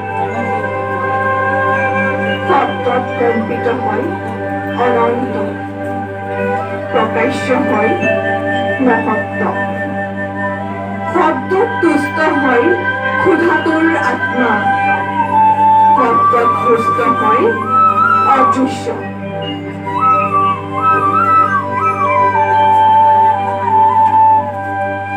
শব্দত ব্ৰহ্মত্ব প্ৰাপ্তি হয় লাভ হয় দেৱত্ব শব্দত প্ৰলয়ৰ সৃষ্টি হয় অৱক্ষয় হয় মনুষ্যত্ব শব্দত অগ্নি দীপ্যমান হয় আগমন হয় বিনাশৰ শব্দত গগন গুঞ্জৰিত হয় কম্পিত হৈ নামি আহে প্লাৱনৰ শব্দত গঢ়ি উঠে সত্য সহকৰ্মী কবি সিদ্ধাৰ্থ স্বৰূপ দত্ত লগতে মৃণালী নাথ আৰু বৰ্ণিল বিকাশলৈ আন্তৰিক ধন্যবাদ জ্ঞাপন কৰিলোঁ আচলতে সভাৰ আৰম্ভণিতে তেখেতৰ শব্দবৰ্ধৰে এটি আধ্যাত্মিক ভাৱৰ জোৱাৰ তুলিলে সিদ্ধাৰ্থ স্বৰূপ দত্তৰ উজ্জ্বল ভৱিষ্যত আমি কামনা কৰিলোঁ ইয়াৰ পাছতে আছে দৰকাৰচাৰী মহাবিদ্যালয়ৰ কৰ্মচাৰী কবি প্ৰণৱ গগৈৰ কবিতা পাঠ চিনেমা মহাবিদ্যালয় আজি প্ৰতিষ্ঠা বৰ্ষৰ দেউলি হৈ দিছে আমি শুভকামনা যাচিছোঁ আৰু সভাপতি মহোদয় প্ৰমুখ্যে প্ৰতিষ্ঠাপক অধ্যক্ষ প্ৰজ্ঞা ছাৰৰ লগতে মহাবিদ্যালয় পৰিয়ালবৰ্গৰ শুভাকাংক্ষী আৰু সকলোকে মই সেৱা জনাইছোঁ চিনেমা মহাবিদ্যালয়ৰ বাঁহৰ জুপুৰি থকাৰ পৰাই খোৱা কবিতা আড্ডা আদি অনুষ্ঠানত অংশগ্ৰহণ কৰি আহিছোঁ মই ভাতৃপ্ৰতিম এই মহাবিদ্যালয়ৰ অধ্যক্ষ ৰাষ্ট্ৰীয় আৰু আন্তঃৰাষ্ট্ৰীয় পৰ্যায়ৰ এগৰাকী মহাবিদ্যালয়ৰ অধ্যক্ষ মদন শইকীয়াই সিদিনা নিমন্ত্ৰণ জনালে মই ক'লোঁ যে কাৰ্যক্ষেত্ৰলৈ যাম যেতিয়া কবিতা এটা পাঠ কৰিম কবিতাটো লিখাৰ উদ্দেশ্য ছাত্ৰ ছাত্ৰীসকলৰ বাবে কবিতাৰ লিখাৰ নাম সপোন যদি সঠিক হয় আকাশ ওখ নহয় সপোন যদি সঠিক হয় আকাশ ওখ নহয় সপোন যদি সঠিক হয় আকাশ ওখ নহয় সকলো মানুহৰ চকুতে সপোন থাকে ওখ হোৱা আগতেই হাউলি পৰে সকলো মানুহৰ চকুতে সপোন থাকে ওখ হোৱা আগতেই হাউলি পৰে আচলতে সপোন ৰঙীন হ'ব নালাগে সপোনবোৰ কঠিন হ'ব লাগে সপোনবোৰ ওখ হ'ব লাগে সপোনবোৰ কঠিন হ'ব লাগে সপোনবোৰ ওখ হ'ব লাগে সপোনৰ পথ সঠিক হ'ব লাগে সপোনৰ পথ সঠিক হ'ব লাগে সপোনৰ চকুত হাঁহি নহয় সপোনৰ চকুত চকু পানী লাগে সপোনৰ চকুত হাঁহি নহয় সপোনৰ চকুত চকু পানী লাগে সপোনৰ চকুত হাঁহি থাকিলে ই ওখ হ'ব নোৱাৰে সপোনে চকু পানী পালে জীপাল হয় ওখ হয় সপোনে চকু পানী পালে জীপাল হয় ওখ হয় যিবোৰ চকুত চকু পানী থাকে সেইবোৰ সপোন সদায় ওখ সপোন আচলতে কোমল আৰু সহজ নহয় সপোন লুৰ দৰে কঠিন সপোন লুৰ দৰে কঠিন কমাৰে দাগ কোঠাৰ গঢ়াৰ দৰে তুমি সপোন গঢ়িব লাগিব ঘাম আৰু চকু পানী তিয়াই কমাৰে দাগ কোঠাৰ গঢ়াৰ দৰে তুমি সপোন গঢ়িব লাগিব ঘাম আৰু চকু পানী তিয়াই জীৱন যুদ্ধৰ মাজেৰে অহা সপোনে এদিন আকাশ চুব জীৱন আপুনি পাঠ কৰিলে সঁচাই সপোন সদায় সকলোৱে দেখে কিন্তু সেই সপোনত আমি দেখা সপোনবিলাকত আকাশখন সঁচাকৈ বহুত ওখ কিন্তু আপোনাৰ মতে সপোন যদি সংঘাতৰ মাজেৰে যায় সপোন যদি সঠিক হয় তেন্তে হয়তো সেই সেই আকাশ সকলোৱে চুব পাৰিব কবি গগৈ ডাঙৰীয়ালৈ বহুত বহুত ধন্যবাদ জ্ঞাপন কৰিলোঁ এতিয়া আছে আমাৰ আমন্ত্ৰিত বিশিষ্ট অতিথি অসম মহিলা বিশ্ববিদ্যালয়ৰ পঞ্জীয়ক মহোদয়ৰ বক্তব্য শ্ৰদ্ধা ছাৰক আমি বিনম্ৰভাৱে তেখেতৰ বক্তব্য আগবঢ়াবলৈ অনুৰোধ জনালোঁ। ধন্যবাদ।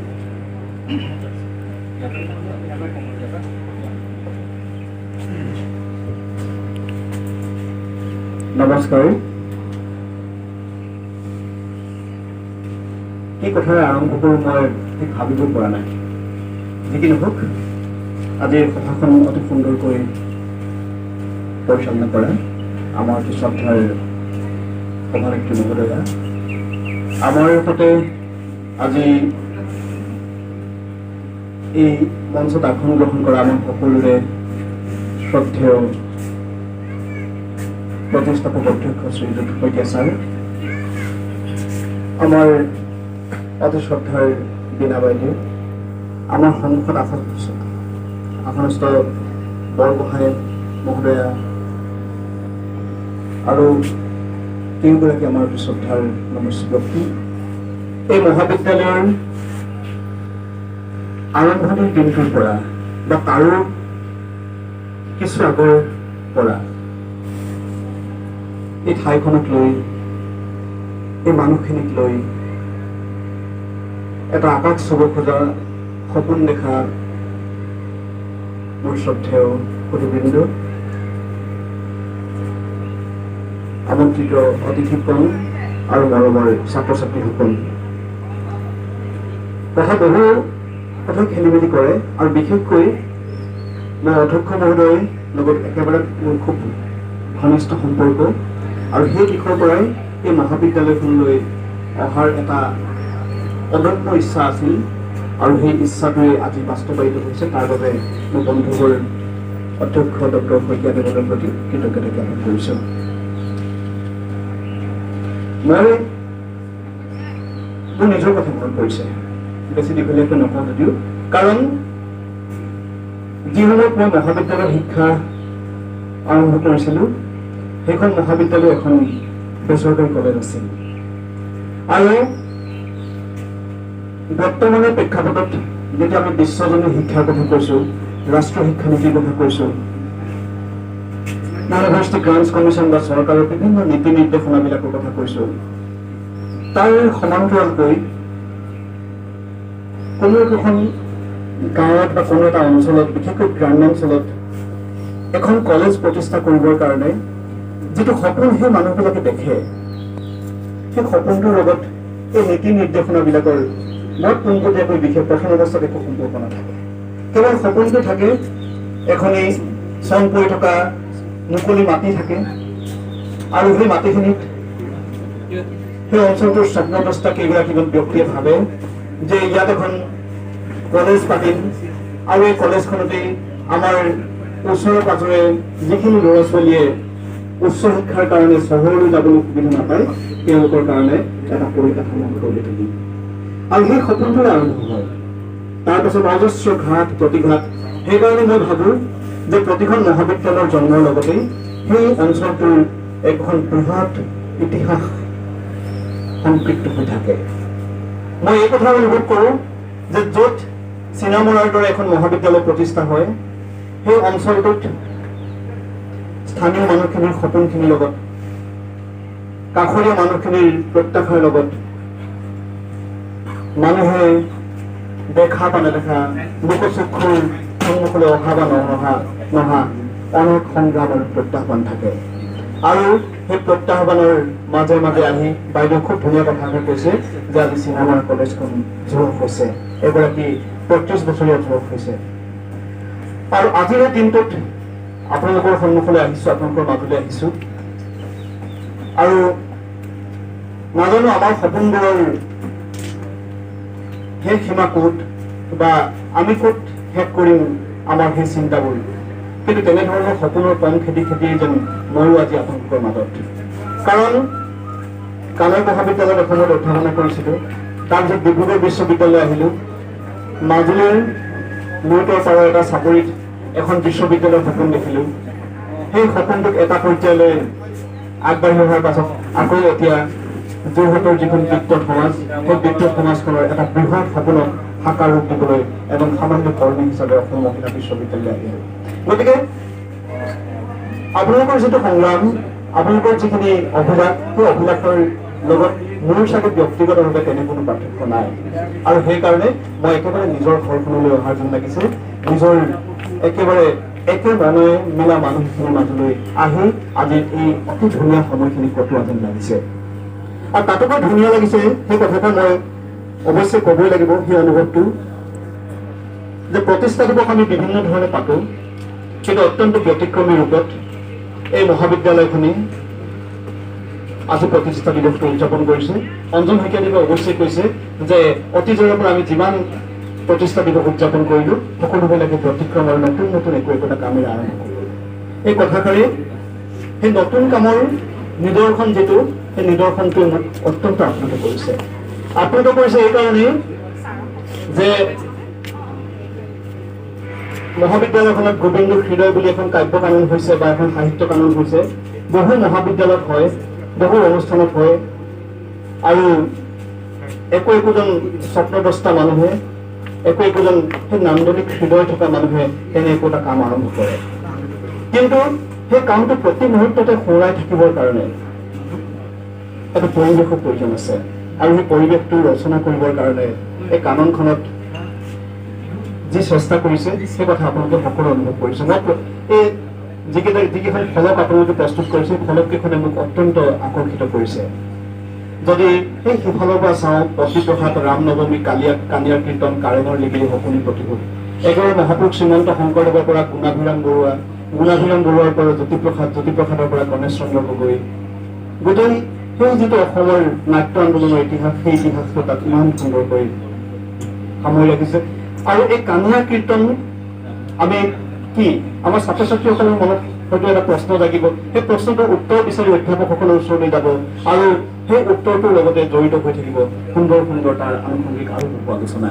ঠিক তেনেকৈ জোনাকী যুগৰ কথা যেতিয়া আমি কৈছো, 1885 চনৰ পৰা আৰম্ভ কৰা যিটো অসমীয়া সংবাদ মাধ্যমৰ যিটো ইতিহাস, একেবাৰে জোনাকী, আবাহন, ৰামধেনু, অৰুণোদয়, প্ৰকাশ, প্ৰান্তিক, সাতসৰী, এই গোটেই যিটো পৰিক্ৰমা, এই পৰিক্ৰমাটোৱে ইয়াত সন্নিৱিষ্ট কৰি দৰাচলতে আমাকে নষ্টালজিক কৰি পেলাইছে। কাৰণ আমি যিটো সময়ত আমি ডাঙৰ হৈছো, মহাবিদ্যালয় আমি পঢ়িছো 90 দশকত, যোৱাটো শতিকাৰ, আৰু অসমৰ বিভিন্ন ৰাজনৈতিক সামাজিক ঘাত প্ৰতিঘাতৰ মাজেৰে যেতিয়া সমগ্ৰ অসমৰ সমাজ জীৱন ব্যতিব্যস্ত হৈছে, মানুহ হয়তো আশাভংগতাত ভুগিছে, মানুহবিলাকে যেতিয়া সপোন দেখিবলৈ এৰিছে, মানুহবিলাক ক্ৰমাৎ বস্তুবাদ, উদাৰতাবাদৰ নামত, গোলকীকৰণৰ নামত মানুহবিলাক ক্ৰমাৎ ব্যক্তিকেন্দ্ৰিক উত্তৰাধুনিকতাবাদী হৈ পৰিছে বুলি আমি বাৰে বাৰে কওঁ। সেই মানুহখিনিক লগ দিয়া আলোচনীকেইখনেই আছিল প্ৰান্তিক, গৰিয়সী, সাতসৰী, বুধবাৰ আৰু অনেক তেনেধৰণৰ। আমি সকলোখিনি মানুহে কম বেছি পৰিমাণে সেই অভিজ্ঞতাৰে পৰিচিত। ঠিক তেনেকৈ আজিৰ অনুষ্ঠানটো মোৰ দুটামান কথা ক'বলৈ খুব মন গৈ আছে। আমি মাজুলীলৈ যেতিয়া গৈছিলোঁ তেতিয়া ভাইচ চেঞ্চেলৰ ছাৰৰ লগত মই কথা পাতোঁ যে চৰাইটি সৰু হ'লেও ফুলুং গছত বাঁহ ল'বৰ মন। আমাৰ শ্ৰদ্ধা আনন্দ শইকীয়া ছাৰ তেনে এটি সৰু চৰাই, বা তেখেতসকলৰ লগত থকা মানুহখিনি তেনে এটি সৰু, কিন্তু আটাইতকৈ ওখ গছজোপাত বাঁহ ল'বলৈ মন। আৰু সেই বাঁহ লোৱাৰ যিটো সপোন, সেই সপোনটোৱে আজি চিনেমাৰ কলেজখন। আৰু ইমান সুন্দৰকৈ আজি যদি বতৰটো গৰম গৰম বুলি কৈ আছোঁ, মই আকৌ এই কথাটো মোৰ ভাৱটো আহিছে যে জেঠত যদি 1200 নেমাৰে তেতিয়াহ'লে কিহৰ অসম, আৰু যদি জেঠত যদি আমাৰ গৰমে নুঠে তেতিয়াহ'লে আমিনো কিহৰ অসমীয়া মানুহ হ'ব। আৰু কিন্তু তাৰ মাজে মাজে দেখিছোঁ যে আকাশত কিছু ডাৱৰ আহিছে, আৰু সুন্দৰকৈ যেতিয়া দত্তদেৱে কবিতা মাতি আছে, আমাৰ গগৈদেৱে কবিতা মাতি আছে, এটুপ এটুপকৈ বৰষুণ পৰিছে।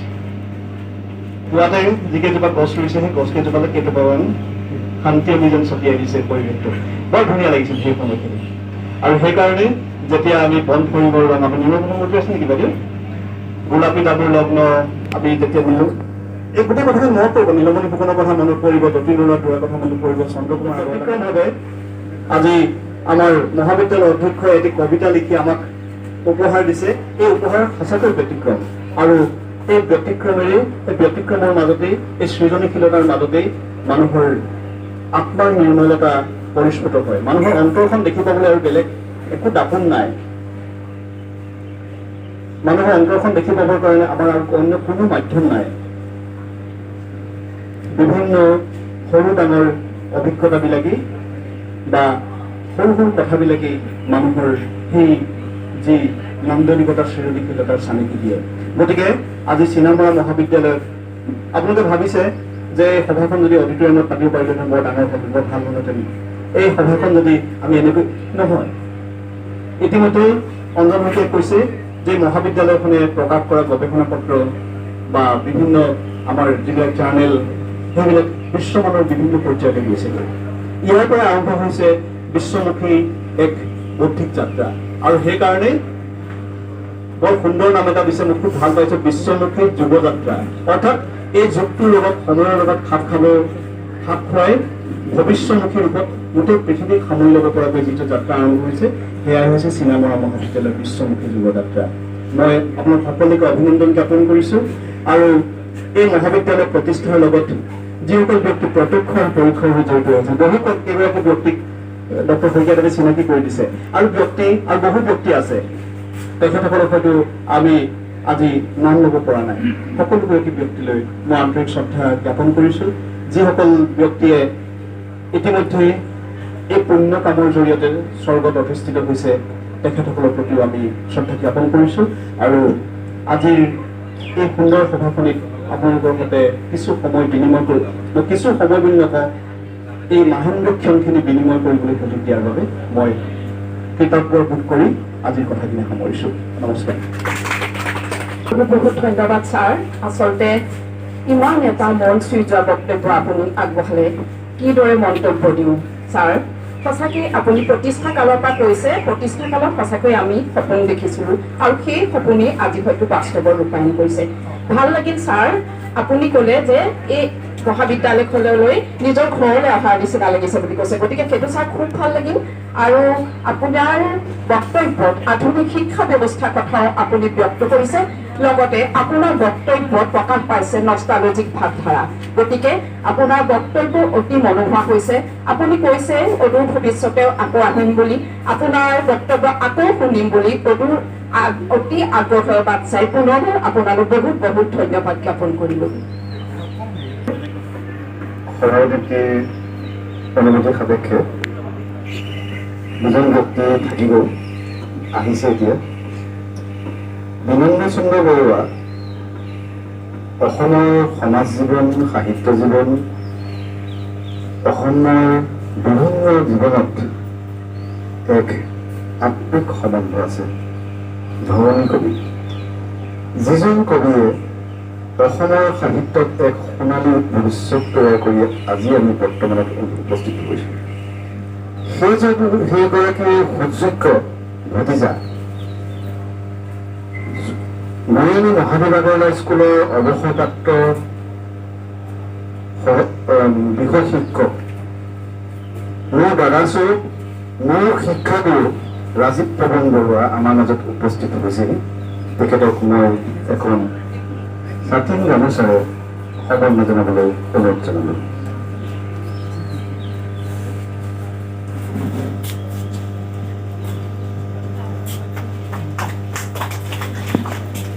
ঠিক একেদৰে ভাৰতবৰ্ষৰ এগৰাকী পুৰুষ ব্যক্তি মাইকেল মধুসূদন দত্ত, নামটো শুনিছে? মাইকেল মধুসূদন দত্তৰ স্মাৰক বঁটা পাব মাজুলীৰ এসময়ৰ বিশিষ্ট সাহিত্যিক, বৰ্তমান মহাবিদ্যালয়ৰ কাষৰ মৌৰীয়াৰ বাসিন্দা এগৰাকী প্ৰখ্যাত সাহিত্যিক গোপাল বেজবৰুৱা আমাৰ মাজত উপস্থিত আছে। আৰু তেখেতে লিখা এখন গ্ৰন্থ আমাক আজি প্ৰতিষ্ঠা দিৱসত উপহাৰ দিছে, আৰু তেখেতকো মই অভিনন্দন জ্ঞাপন কৰিবলৈ অনুৰোধ জনাইছোঁ।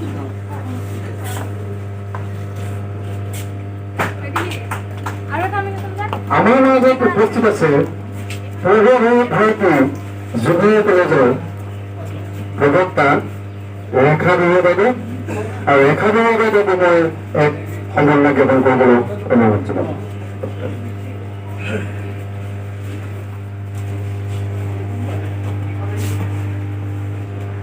গতিকে মই মাইক্ৰফোনটো বাইদেউৰ সৈতে ধন্যবাদ অধ্যক্ষ মহোদয়।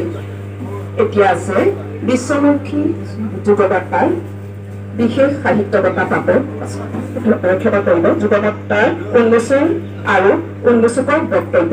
মই দীপেন নাথ ছাৰক এই ক্ষেত্ৰত আগভাগ ল'বলৈ অনুৰোধ জনাওঁ।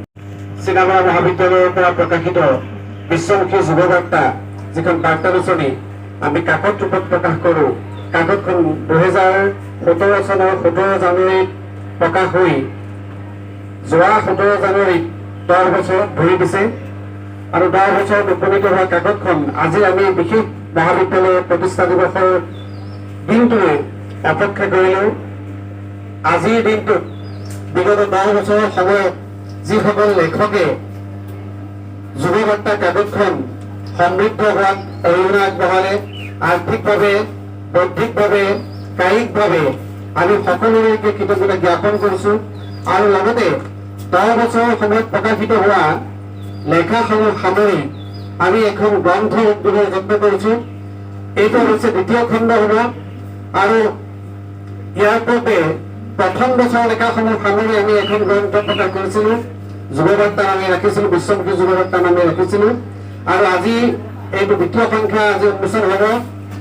10 বছৰ আটাইখিনি লেখক যদি আমি লেখকৰ এটাকৈ লেখা দিওঁ তেতিয়াহ'লে প্ৰায় 1500 পৃষ্ঠাতকৈ কিতাপখনৰ কলেবৰ ডাঙৰ হ'ব।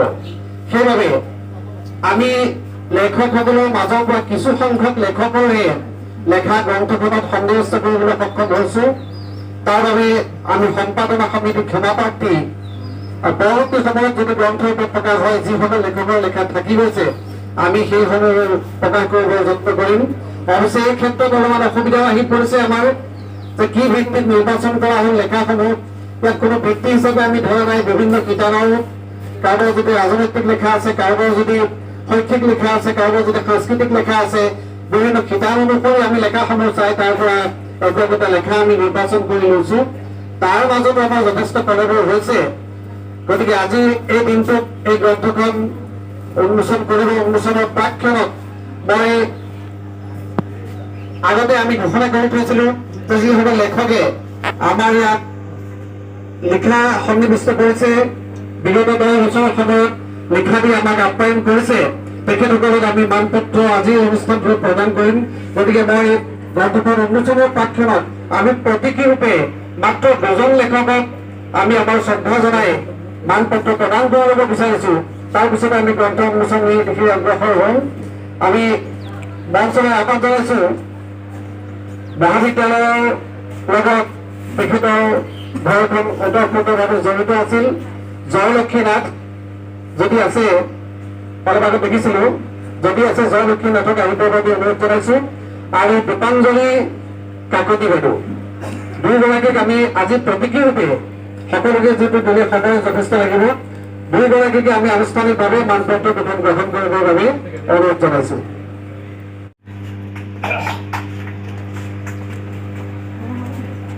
আজিৰ এই অনুষ্ঠানটোত আমাৰ যিহেতু এখন সাহিত্য গানৰ উন্মোচন হৈছে, উন্মোচক মহোদয়ে ভালেখিনি কথা কৈছে, যিখিনি কথা আমাৰ অন্তৰে উপলব্ধি কৰি বিভিন্ন নাম ইয়াত খোদিত কৰা হৈছিল আৰু আমাৰ দৰে একেধৰণে অনুৰূপভাৱে তেখেতে আজি বক্তব্য আগবঢ়ালে। আমি ভাবিছোঁ সঁচাকৈ মই অভিভূত হৈছোঁ, আচৰিত হৈছোঁ। মই জনাত তেখেত পলিটিকেল চায়েন্সৰ মানুহ, কিন্তু গুণাভিৰ আন্দোলনৰ কথা কেনেকৈ জানিলে তেখেতে, বা জোনাকী অনুৰোধৰ আবাসনৰ কথা আৰম্ভৰ পৰা শেষলৈকে ইমান পৰ্যায়ক্ৰমে তেখেতে কেনেকৈ জানিছে। জানিব পাৰে, কিন্তু তেখেতে জনাৰ মূলতে তেখেতৰ যিটো অধ্যয়নৰ স্পৃহা, অধ্যয়নত নিজকে নিয়োজিত কৰি ৰখাৰ যিটো মন, সেই মনটোক মই তেখেতক শ্ৰদ্ধা জনাইছোঁ। আজি অনুষ্ঠানটো তেখেতে সাফল্যমণ্ডিত কৰি তুলিলে। আৰু আমি আজি এই অনুষ্ঠানটোত যি 2জন বিশিষ্ট ব্যক্তিয়ে বিশেষকৈ আজি সাহিত্য কালৰখন উন্মোচন কৰিছে আৰু যুৱবাৰ্তা নামৰ গ্ৰন্থখন উন্মোচন কৰিব, দুয়োজনকে আমি ব্যক্তিগতভাৱে তথা পৰিয়ালৰ ফালৰ পৰা আদৰণি জনাব বিচাৰিছোঁ। সেয়েহে আমাৰ সহধৰ্মিনীক মই ইয়ালৈ নিমন্ত্ৰণ জনাইছোঁ। মুন্মিনাথক ইয়ালৈ লগতে জয়লক্ষ্মী নাথক সহযোগ কৰি দিব অকণমান।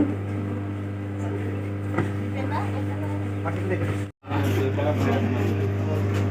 পেকেট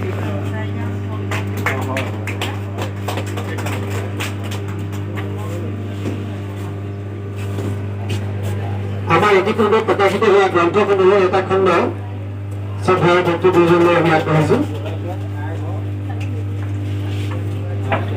আমি লগতে আমি আমাৰ শ্ৰদ্ধা নিবেদন কৰিব বিচাৰিছোঁ, আমাৰ আগ্ৰহ উপেক্ষা কৰিব নোৱাৰি আমাৰ মহাবিদ্যালয়ৰ অধ্যক্ষ মহোদয়ে আমাক এই সাহিত্য কাননখন নিৰ্মাণৰ সুবিধা দিলে আৰু লগতে নামতহে আমি এই কাননখনৰ লগত বহু ব্যক্তি জড়িত হৈ আছে। উমেশ খান্দেলীয়া, ডক্টৰ ৰঞ্জন শইকীয়া ছাৰৰ পৰা ধৰি আৰু বহুজন ব্যক্তি ইয়াত জড়িত হৈ আছে। গতিকে সকলোলৈকে মই এই মুহূৰ্তত নাম লোৱা নাই যদিও সকলোলৈকে শ্ৰদ্ধা নিবেদন কৰিছোঁ আৰু এইক্ষণত মই সন্মানীয় অধ্যক্ষ মহোদয়ক আমাৰ ফালৰ পৰা এই গামোচাৰে আদৰণি জনাব বিচাৰিছোঁ।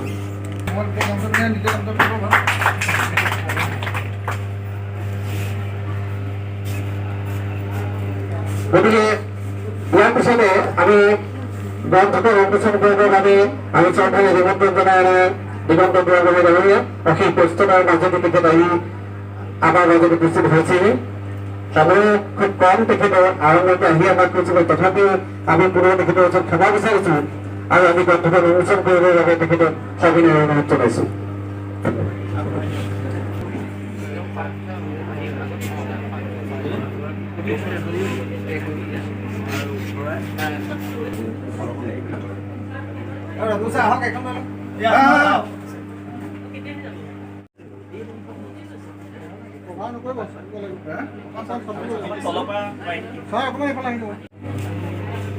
যথেষ্ট গৰম উঠিব গ'ল। আজি সভাৰ শ্ৰদ্ধাৰ সভানেত্ৰী মহোদয়াৰ প্ৰমুখে মঞ্চত উপবিষ্ট মোৰ অতি আদৰৰ বিশিষ্ট ব্যক্তিসকল আৰু এই মহাবিদ্যালয়ৰ জন্মলগ্নৰ পৰা বৰ্তমানলৈকে সংপৃক্ত হৈ থকা আৰু ইয়াত উপস্থিত সুধীবৃন্দ, কবিতা কাননত এটা অনুষ্ঠান পাতিছে। মই কবি নহয়, পৰীক্ষালৈ চাই গৈছিলোঁ, গৌৰ ৰচনা পঢ়ি গৈছিলোঁ, আহিলে বিহু, সেই অৱস্থা নিচিনা হ'ল।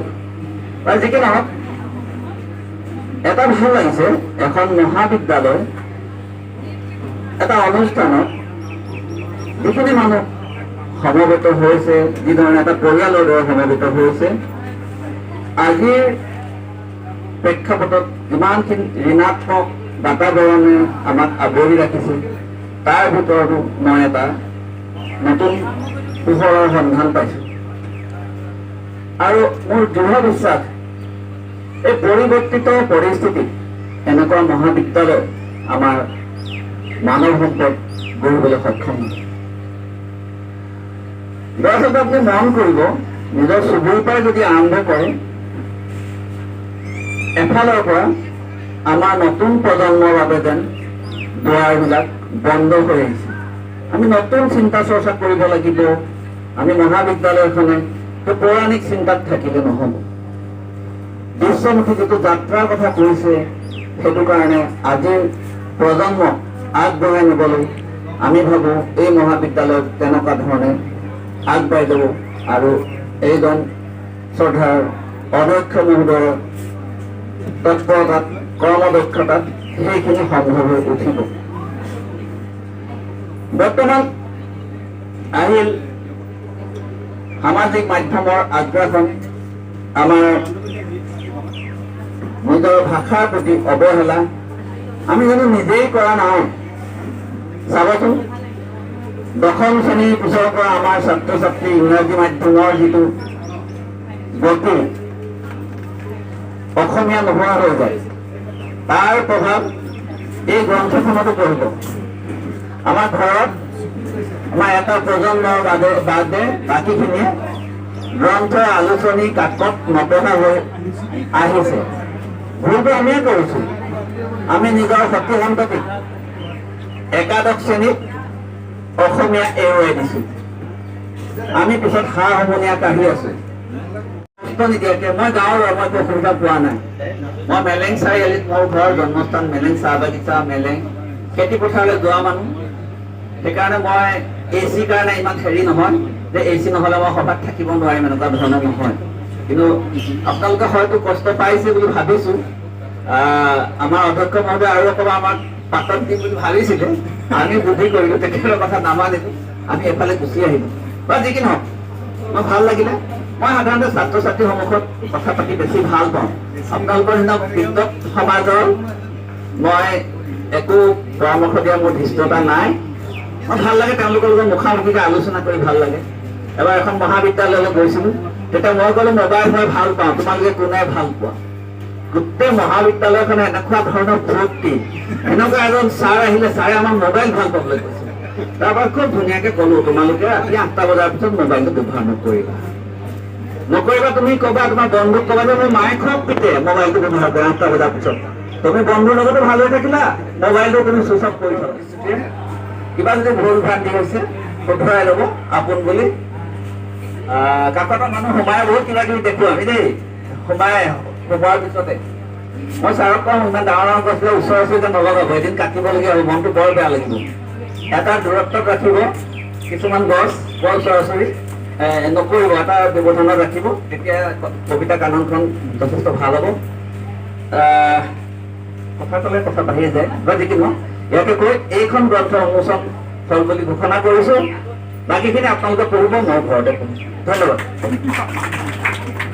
ছাৰে বক্তব্য আৰম্ভণিতে ক'লে যে তেখেত কবি দেখোন, সেইদৰে বক্তব্যটো আৰম্ভ কৰিছে। কিন্তু তেখেতৰ ভাষাৰ প্ৰতি যি গাঢ়তা দেখিলোঁ সঁচাকৈ প্ৰশংসনীয়।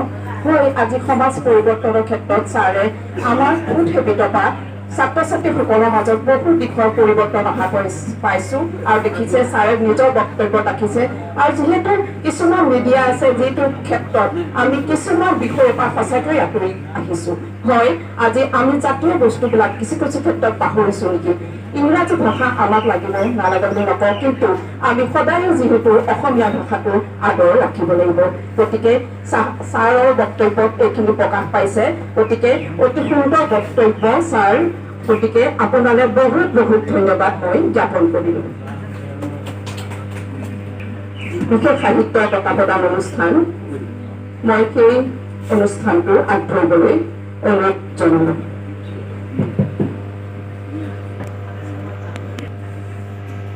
শ্ৰদ্ধাৰ সভানেত্ৰী মহোদয়া,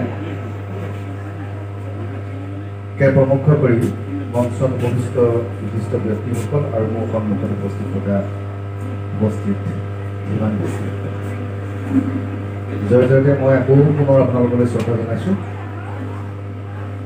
আমি 2017 চনত পেপাৰখন আৰম্ভ কৰিলোঁ, বাৰ্তালোচনীখন। 2019 চনত RNIটো পালোঁ। কাৰণ এতিয়া অপ্ৰিয় হ'লেও সত্য আমাৰ অধ্যয়নটো একেবাৰে গৱেষণা ডিগ্ৰীও অনলাইনতে হ'ব লাগিব। ভাইভা অলপতে মই এটা ভাইভা লৈছিলোঁ যাদৱপুৰ বিশ্ববিদ্যালয়ত। মই ঘৰৰ পৰাই কৈছোঁ, পটককৈ মোবাইলৰ হেৰি কাট খাই গ'ল। মোক তাৰপৰা ক'লে please stop it, you will be awarded. গতিকে তাৰ বিপৰীতে আমি এক যাত্ৰা, সৰল যাত্ৰা আৰম্ভ কৰিছিলোঁ সেই 2017 চনত 17 জানুৱাৰী। প্ৰতি 3 মাহে মাহে আমাৰ এই বাৰ্তালোচনীখন প্ৰকাশ হৈ আহিছে। আৰু প্ৰতি বছৰে 2জন বা 3জনক আমি এই যুৱ বাৰ্তাৰ পৰা লেখক বঁটা আগবঢ়াই আছোঁ। যোৱা জানুৱাৰী মাহত আমি আমাৰ মহাবিদ্যালয়ৰ ৰণীত শইকীয়াক দিছিলোঁ। আৰু এই প্ৰতিষ্ঠা দিৱসত মনোজ শৰ্মা এগৰাকী প্ৰতিশ্ৰুতি সম্পন্ন লেখক, মোৰ শৈশৱৰ বন্ধু, আগৰৱালা স্কুলৰ সহকাৰী অধ্যাপক আৰু সহকাৰী শিক্ষক, মহাবিদ্যালয়ৰ পৰা বহুকেইখন কালজয়ী গ্ৰন্থ ওলাই গ'ল। মৰিয়নীত ইতিহাসৰ পাতত মৰিয়নী, ইতিহাসৰ পাতত চিনামৰা, এনেধৰণৰ বহু কিতাপ ওলাই গ'ল। সেই কিতাপৰ আৰ্হি পাঠক মনোজ শৰ্মা। আজিও অধ্যয়নটো কিতাপৰ এক মন লৈ আছে। আজি তেওঁক আমি এই বঁটা দিবলৈ আগবাঢ়িছোঁ।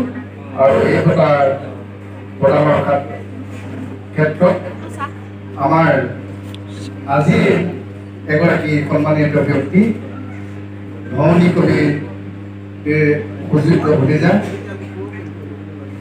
আমাৰ ৰাজীৱ পৱন বৰুৱাৰ যোগেদি এই বঁটাভাগ প্ৰদান কৰা দিবে কলমৰ যাত্ৰা আহি থকা দিনবিলাকত অতি শক্তিশালী হোৱাৰ আশাৰে আমি এই সামান্য বঁটাভাগ আজিৰ প্ৰতিষ্ঠা দিৱসৰ এই শুভখনত আগবঢ়াইছোঁ আৰু ৰাজীৱ বৰুৱা ছাৰক মই ৰাজীৱ বৰুৱা ছাৰৰে ষ্টুডেণ্ট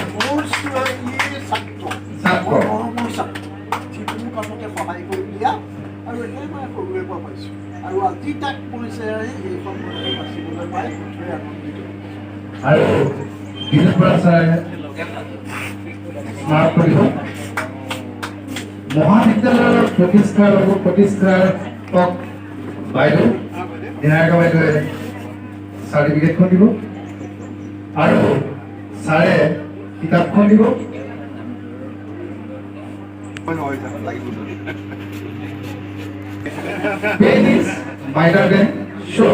আছে উদ্যানৰ দাতা ডক্টৰ দীপেন নাথৰ বক্তব্য দীপেন নাথ ছাৰক আমি মঞ্চলৈ আগবাঢ়ি আহিবলৈ অনুৰোধ জনালোঁ উদযাপন কৰিলোঁ শিল্পী তেখেতৰ এটা শিল্পীমনৰ অধিকাৰী দীপেন নাথ ছাৰ ভগৱানৰ ওচৰত প্ৰাৰ্থনা জনাওঁ তেওঁ আজিৰ দৰে মহান কাৰ্য যাতে অদূৰ ভৱিষ্যতেও সদায়েই কৰি যাব পাৰে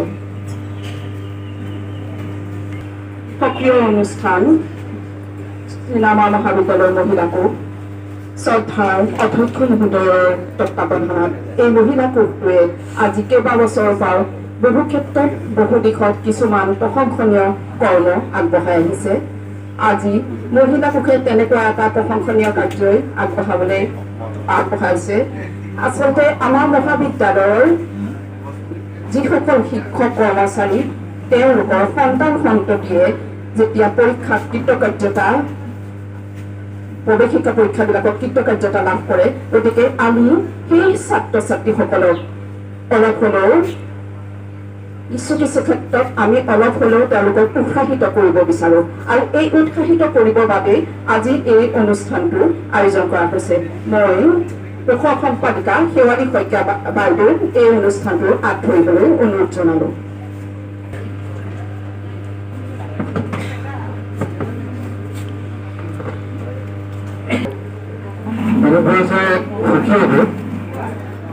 আমাৰ ছাৰৰ লগত দক্ষিণ যোৰহাটত এটা খেলানি আছিল এইখন মহাবিদ্যালয় প্ৰতিষ্ঠাৰ ওপৰত তাৰে অন্যতম খেলানি তেখেতক ৰূপক হিচাপে মাতিছিলোঁ বিক্ৰয় কৰিব কিন্তু অকণমান অসুবিধা হ'ল দেৰি হোৱাৰ কাৰণে সেইজন হৈছে এই অঞ্চলৰ এগৰাকী অতি শ্ৰদ্ধাৰ ব্যক্তি এই মহাবিদ্যালয়ৰ প্ৰতিষ্ঠাকালীন সদস্য ৰাজন হাজৰিকাদেৱ আৰু ৰাজন হাজৰিকাদেৱক মই এখন গামোচাৰে আমাৰ অধ্যাপক ৰঞ্জু কুমাৰ ভঁৰালীক ডক্টৰ ৰঞ্জু কুমাৰ ভঁৰালীক অভিনন্দন দিবলৈ অনুৰোধ জনাইছোঁ আৰু এই ৰঞ্জু ভঁৰালীয়ে এইবাৰ অসম শংকৰদেৱ বিশ্ববিদ্যালয়ৰ পৰা ডক্টৰেট ডিগ্ৰী পাইছে আৰু লগতে আমাৰ মহাবিদ্যালয়ত প্ৰথম পেটেণ্ট এটা তেওঁ উদ্ভাৱন কৰিলে প্ৰথম ব্যক্তি প্ৰথম শিক্ষক তেখেতকো এই প্ৰতিষ্ঠা দিৱসৰ শুভেচ্ছাত মই অভিনন্দন জ্ঞাপন কৰিছোঁ গতিকে মই বাইদেউক পিছৰ কাৰ্যসূচী চলাই দিবলৈ অনুৰোধ জনালোঁ সংগঠনে আয়োজন কৰা চিনেমা মহাবিদ্যালয়ৰ এই মহান পবিত্ৰক্ষণৰ যি সভা এই সভাত সভানেতৃত্ব কৰা বাইদেউকে প্ৰমুখ কৰি মঞ্চত উপবিষ্ট বৰেণ্য ব্যক্তিসকললৈ চিনেমা মহাবিদ্যালয় মহিলা কোষৰ তৰফৰ পৰা মান্যানুসাৰে সন্মান আৰু শ্ৰদ্ধা নিবেদন কৰিছোঁ আমি মহিলা কোষে প্ৰতি বছৰে আমাৰ মহাবিদ্যালয় পৰিয়ালৰ সন্তানসকলক অভিনন্দন জ্ঞাপন কৰি আহিছোঁ তেওঁলোকে যি বোৰ্ড পৰীক্ষাত উত্তীৰ্ণ হয় আজিও তাৰ কোনো ব্যতিক্ৰম নহয় আমি সেই পূৰ্বৰ পৰম্পৰা ৰক্ষা কৰি যিসকল কৃতিমানে উত্তীৰ্ণ হৈছে তেওঁলোকৰ নামসমূহ মই প্ৰথমতে ঘোষণা কৰি দিছোঁ তেওঁলোক হৈছে আয়ুস্মিতা নন্দিনী আমাৰ মহাবিদ্যালয়ৰ অধ্যক্ষ মহোদয় তথা গ্ৰন্থাগাৰ সহায়িকা পল্লৱী বৰা বাইদেউৰ কন্যা সুচিব্ৰতা কলিতা, ইতিহাস বিভাগৰ মুৰব্বী অধ্যাপিকা ৰুমি শইকীয়া বাইদেউৰ কন্যা দৃষ্টিপ্ৰিয়া গগৈ, চিনামৰা জ্যেষ্ঠ মাধ্যমিক বিদ্যালয়ৰ সমাজতত্ব বিভাগৰ অধ্যাপিকা বিউটি গগৈৰ কন্যা সুপ্ৰিয়া দত্ত, সমাজতত্ব বিভাগৰ মুৰব্বী অধ্যাপক ডক্টৰ ৰূপজ্যোতি দত্তৰ ভতিজী, অভিজ্ঞান বৰা, ইতিহাস বিভাগৰ অধ্যাপক ভূপেন বৰাৰ নন্দন, আৰোহিত কাকতি, চিনামৰা জ্যেষ্ঠ মাধ্যমিক বিদ্যালয়ৰ বৰ্তমানে আমাৰ মাজত তেখেতে কৰ্ম কৰি থকা নাই যদিও আমি আমাৰ পৰিয়ালৰ বুলি আজিও গণ্য কৰি আহিছো, দীপাঞ্জলি কাকতিৰ নন্দন আৰু মেজলিকা চিৰিং, ভূগোল বিভাগৰ মুৰব্বী অধ্যাপক অমলজ্যোতি চিৰিঙৰ কন্যা। তেওঁলোকক আমি আমাৰ কাষলৈ এইখিলে আহিবলৈ অনুৰোধ জনাইছো। তেওঁলোক আহিব ক্ৰমে আয়ুস্মিতা নন্দিনী, আদৰণি জনাবলৈ প্ৰথমতে অনুৰোধ জনাইছো। অসম স্থাপিত 2015, অভিনন্দন পত্ৰ। এটা কৰ্মক জীৱনৰ লক্ষ্য কৰি লোৱা, কৰ্মকে লৈ সপোন দেখা, সেই কৰ্মকে লৈ ভাবা আৰু সেই কৰ্মকে জীয়াই ৰাখা, তেতিয়াহে সফল হ'ব পাৰিবা। স্বামী বিবেকানন্দ। প্ৰত্যেকজন কৃতিমানৰ নাম থাকিব স্নেহাস্পদেকো অভিনন্দন গ্ৰহণ কৰিবা। জ্ঞান অন্বেষণৰ সোপানত এডপ এডপকৈ আগুৱাই গৈ জ্ঞান সাধনাৰে 2026 বৰ্ষৰ শিক্ষান্ত পৰীক্ষাৰ সুফল প্ৰাপ্তিৰে শিক্ষানুষ্ঠান তথা অঞ্চলটিলৈ গৌৰৱ আৰু সুফল কঢ়িয়াই অনা তোমাৰ সাফল্যক আমি অতিশয় গৌৰৱান্বিত আৰু আনন্দিত। তুমি স্বমহিমাৰে উদ্ভাসিত হোৱা এক ভাস্কৰ, সময় বালিত ৰৈ কথা এক অনন্য প্ৰতিভাৰ স্বাক্ষৰ। শিক্ষাই মানৱৰ মিত্ৰ, তুমি তোমাৰ প্ৰতিভাৰ দৃপ্তিৰে উজলি উঠা। সেন্দুৰীয়া হওক তোমাৰ জীৱনৰ পথ। আজিৰ এই পবিত্ৰ ক্ষণত চিনামৰা মহাবিদ্যালয়ৰ পৰিয়ালৰ লগতে মহিলা কোষৰ তৰফৰ পৰা তোমালৈ যাচিছো অশেষ শুভকামনা আৰু আন্তৰিক অভিনন্দন। এটি ডক্টৰ অঞ্জন শইকীয়া, অধ্যক্ষ চিনামৰা মহাবিদ্যালয়, ৰুমি শইকীয়া সভানেত্ৰী, শেৱালী শইকীয়া বৰদলৈ যুটীয়া সম্পাদিকা, ডক্টৰ প্লাবিতা বৰদলৈ আৰু আয়ুস্মিতা নন্দিনীয়ে ONGC KBৰ পৰা দ্বাদশ শ্ৰেণীৰ পৰীক্ষাত উত্তীৰ্ণ হৈছে।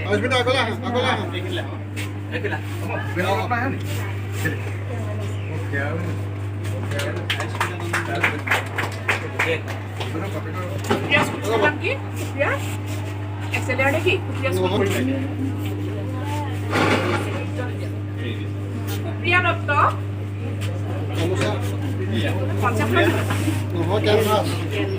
কেনভাছ শৈক্ষিক প্ৰতিষ্ঠানৰ পৰা তেওঁ দ্বাদশ শ্ৰেণীৰ পৰীক্ষাত উত্তীৰ্ণ হৈছে। সুচিব্ৰতা কলিতা খাতিৰে দ্বাদশ শ্ৰেণীৰ পৰীক্ষাত উত্তীৰ্ণ হৈছে।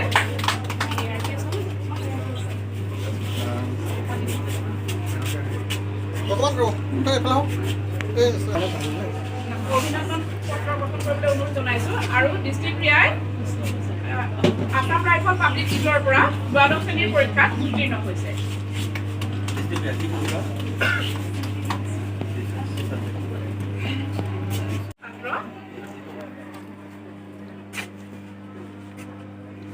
কন্যা মেজলিকা চিৰিঙে প্ৰজা একাডেমীৰ পৰা দ্বাদশ শ্ৰেণীৰ পৰীক্ষাত উত্তীৰ্ণ হৈছে। আৰু দীপাঞ্জলি কাকতি বাইদেউৰ পুত্ৰই ARPSৰ পৰা দশম শ্ৰেণীৰ পৰীক্ষাত লগতে কৃতি ছাত্ৰ ছাত্ৰীসকলৰ আজি মই উজ্জ্বল ভৱিষ্যত কামনা কৰিলোঁ। কম গতিকে এতিয়া আমি আগবাঢ়িছোঁ অন্য এটা অনুষ্ঠান, কুইজ প্ৰতিযোগিতাৰ বঁটা বিতৰণ। আৰু এই ক্ষেত্ৰত আমি ৰঞ্জু ভৰালী ছাৰক অনুষ্ঠানটো হাত ধৰিবলৈ অনুৰোধ জনাম। প্ৰতিষ্ঠা দিৱসৰ লগত সংগতি ৰাখি আয়োজিত এই মুকলি সভাৰ সন্মানীয় সভাপতি মহোদয়া, মঞ্চত আসন গ্ৰহণ কৰি থকা গুণী জ্ঞানী ব্যক্তিসকল আৰু আমাৰ সভাগৃহত উপবিষ্ট হৈ থকা নিবন্ধিত অতিথিবৃন্দ, ছাত্ৰ ছাত্ৰী আৰু মোৰ সহকৰ্মী শিক্ষক কৰ্মচাৰীবৃন্দ, আজি এই প্ৰতিষ্ঠা দিৱসত আমাৰ ৩৬সংঘৰ প্ৰতিষ্ঠা দিৱস অনন্য, কাৰণ এইবাৰ আমি সভা আয়োজিত কৰিছোঁ। আজি অনুষ্ঠান হোৱা সাহিত্য কাননৰ বাকৰিত বুলি আমি ধৰিব লাগিব। যদি আজি শীতকাল হ'লহেঁতেন তেতিয়া আমাৰ সভাখন এই সাহিত্য কাননৰ বাতৰিতেই অনুষ্ঠিত হ'লহেঁতেন, কিন্তু গৰমৰ বাবে আমি এই টুকুৰা ঠাইলৈ আমি সভা লৈ আহিলোঁ। আৰু এই সভাত অতবোৰ সময় আপোনালোক ইয়াত যথেষ্ট গৰমত ইয়াত আপোনালোক উপবিষ্ট হৈ আছে। আপোনালোক কৃতজ্ঞতা ধন্যবাদ জ্ঞাপন কৰিছোঁ। ইতিমধ্যে আমাৰ সভাপতি মহোদয়ে উল্লেখ কৰিছে যে কুইজ প্ৰতিযোগিতাৰ বঁটা বিতৰণ যোৱা বছৰৰ পৰা আমি ঠগিৰাম বৰা সোঁৱৰণী আন্তঃবিদ্যালয় কুইজ প্ৰতিযোগিতা প্ৰতিষ্ঠা দিৱসৰ লগত সংগতি ৰাখি আয়োজিত কৰি আহিছোঁ। এইবাৰ দ্বিতীয় বাৰ্ষিক। প্ৰয়াত ঠগিৰাম বৰা এজন কৃতি শিক্ষক আছিল। মহাবিদ্যালয়ৰ প্ৰতিষ্ঠাকালীন সদস্য। যোৰহাট বৰপেটা মাজগাঁৱৰ তেওঁৰ বাসিন্দা আছিল আৰু বিভিন্ন অনুষ্ঠানৰ লগত তেখেত জড়িত আছিল। তেখেত এজন ধৰ্মপ্ৰাণ সমাজপ্ৰাণ ব্যক্তি আছিল আৰু তেখেতৰ স্মৃতিক যুগমীয়া কৰি ৰাখিবলৈ তেখেতসকলৰ পৰিয়ালৰ তৰফৰ পৰা, বিশেষকৈ তেখেতৰ সুযোগ্য কন্যা দীপাঞ্জলি বৰা কাকতি পৰিয়ালৰ তৰফৰ পৰা যোৱা বছৰৰ পৰা তেখেতৰ পিতৃৰ সোঁৱৰণত এই কুইজ প্ৰতিযোগিতা আমাৰ মহাবিদ্যালয়ত আয়োজন কৰি আহিছে। ইতিমধ্যে এই আন্তঃবিদ্যালয় কুইজ প্ৰতিযোগিতাৰ ফলাফল ঘোষণা হৈ আছে। আজি কেৱল বঁটা প্ৰদানৰ আনুষ্ঠানিকতাহে বাকী আছে। গতিকে বঁটা প্ৰদানৰ আগত মই প্ৰথমে আমাৰ মঞ্চলৈ আহিবলৈ অনুৰোধ কৰিম এই গোটেই অনুষ্ঠানটোৰ প্ৰধান পৃষ্ঠপোষক প্ৰয়াত ঠগিৰাম বৰাৰ কৃতজ্ঞ কন্যা দীপাঞ্জলি বৰা কাকতিক মই মঞ্চলৈ আগবাঢ়ি আহিবলৈ অনুৰোধ জনাইছোঁ। গ্ৰহণ কৰি আছে আমাৰ মহাবিদ্যালয়ৰ ইংৰাজী বিভাগৰ মুৰব্বী অধ্যাপক আজাদ ছাইদ ইছলাম ছাৰ। আজাদ ছাইদ ইছলাম ছাৰৰ পৰিচালনাতে এই কুইজ অনুষ্ঠিত হৈ আহিছে। গতিকে মই ছাৰকো এই মঞ্চত আহিবলৈ অনুৰোধ কৰিছোঁ। আৰু এই কুইজখনৰ অন্যতম ব্যৱস্থাপক আমাৰ চিনাৰমা জ্যেষ্ঠ মাধ্যমিক বিদ্যালয়ৰ মৃণাল শইকীয়াদেৱকো মই মঞ্চলৈ আগবাঢ়ি আহিবলৈ অনুৰোধ কৰিছোঁ। এই কুইজৰ ফলাফল ঘোষণা হৈ আছে। ঠগিৰাম বৰা পৰিয়ালৰ তৰফৰ পৰা এই প্ৰাইজ মানি কুইজ আয়োজন কৰা হৈ আহিছে যোৱা বছৰৰ পৰা। এইবাৰ এই কুইজ প্ৰতিযোগিতাৰ প্ৰথম পুৰস্কাৰ ধনৰাশি আছিল ২৫০০ টকা, দ্বিতীয় পুৰস্কাৰ ধনৰাশি ২০০০ টকা আৰু তৃতীয় পুৰস্কাৰ ধনৰাশি ১৫০০ টকা। ঠগিৰাম বৰা পৰিয়ালৰ বিশেষকৈ তেখেতৰ সুযোগ্য কন্যা দীপাঞ্জলি বৰা কাকতিক মই কৃতজ্ঞতা জনাইছোঁ যে তেখেতে আমাৰ এই মহাবিদ্যালয়খনকে বাছি ল'লে এই আন্তঃ মহাবিদ্যালয় কুইজ প্ৰতিযোগিতাৰ বাবে। দীপাঞ্জলি বৰা কাকতি এসময়ত আমাৰ মহাবিদ্যালয়ৰ শিক্ষয়িত্ৰী আছিল আৰু বৰ্তমান আমাৰ মহাবিদ্যালয়ৰ এগৰাকী শুভাকাংক্ষী। গতিকে ইতিমধ্যে মই ক'লোৱে যে পুৰস্কাৰসমূহ ঘোষিত হৈ আছে। গতিকে পুৰস্কাৰসমূহ প্ৰদানৰ কাৰ্য আগবঢ়াই নিবলৈ মই কুইজ পৰিচালক আজাদ ছাইদ ইছলাম ছাৰক অনুৰোধ জনাইছোঁ।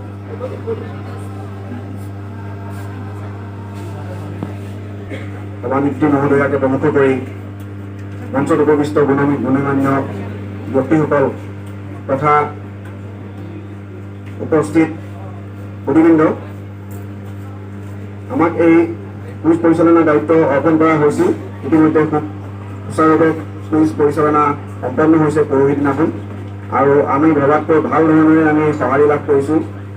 যোৱা বছৰ 8টা দলে প্ৰতিযোগিতাত অংশগ্ৰহণ কৰিছিল, এইবাৰ 14টা দলে অংশগ্ৰহণ কৰিছে আৰু আকৌ নিৰীক্ষা নকৰাকৈ আমি সকলোকে শেষলৈকে প্ৰতিযোগিতাত অংশগ্ৰহণ কৰিবলৈ আমি সুযোগ দিলোঁ আৰু ভাল উত্তৰ সকলোৱে দিছে আৰু ইয়াৰ মানদণ্ড আৰু ভৱিষ্যতেও আৰু ইয়াতকৈ উন্নত হ'ব বুলি আমি আশা ৰাখিছোঁ।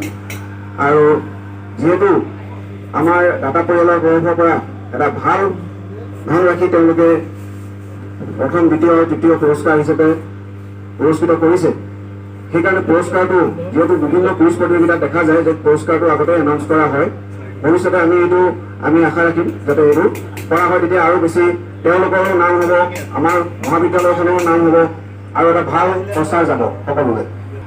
এটা দল হিচাপে অংশগ্ৰহণ কৰিব দিছিলোঁ, কিন্তু যি প্ৰথম পুৰস্কাৰ লাভ কৰা প্ৰতিযোগী দল হিচাপে নহ'ল, তেওঁ মাত্ৰ এজন ছিংগল আৰু এটা সৰু ল'ৰা ক্লাছ 9ত পঢ়া কাৰ্ণেল স্কুলত। কোনো উৎকণ্ঠাত মানে আমাক সুধিছিলে, ৰঞ্জু ছাৰকো সুধিছিলে যে মই অকলে পাৰ্টিচিপেট কৰিবলৈ মোক দিবনে নাই নিয়ম অনুসাৰে, কিন্তু আমি তেওঁক নিৰীক্ষা নকৰিলোঁ। অকলে হ'লেও তুমি যদি চেষ্টা কৰা, তুমি পাৰা যদি কৰা, জইন কৰা। এটা দেখুৱালে তেওঁ নিজৰ বল বিক্ৰম দেখুৱালে, পৰাক্ৰম দেখুৱালে, তেওঁ নিজৰ মস্তিষ্কৰ জোৰ দেখুৱালে আৰু সকলোকে চেৰ পেলাই প্ৰথম পুৰস্কাৰ লাভ কৰিছে। এটা ভাল হাত চাপৰি সকলোৱে বজাওক। কৃষ্ণাম হাজৰিকা কৃষ্ণাম হাজৰিকা গাৰ্মেণ্ট স্কুল তেওঁলোকক প্ৰথম পুৰস্কাৰ মানপত্ৰখন দিব বিচাৰিছোঁ। লগতে আমাৰ দীপাঞ্জলি বাইদেৱে ধনৰাশিটো তেওঁক অনুপন কৰিছে 2500 টকা। দ্বিতীয় পুৰস্কাৰ দুটা বিক্ৰীত শিক্ষানুষ্ঠানৰ পৰা প্ৰতিযোগীয়ে লাভ কৰিছে। প্ৰথমে মই নাম লৈছোঁ প্ৰজ্ঞা একাডেমী যোৰহাটৰ মানৱ প্ৰতীম দাস, আছে নেকি? মানৱ প্ৰতীম দাস, তেওঁ দ্বিতীয় পুৰস্কাৰ লাভ কৰিছে। আৰু লগতে আছে Jishnu Borgohain Assam rifles public school, Assam rifles public school. Jishnu Borgohain আহিছে নেকি? ঠিক আছে। আমাৰ দাদা পৰিয়ালৰ তৰফৰ পৰা 2000 টকা অৰ্পণ কৰা।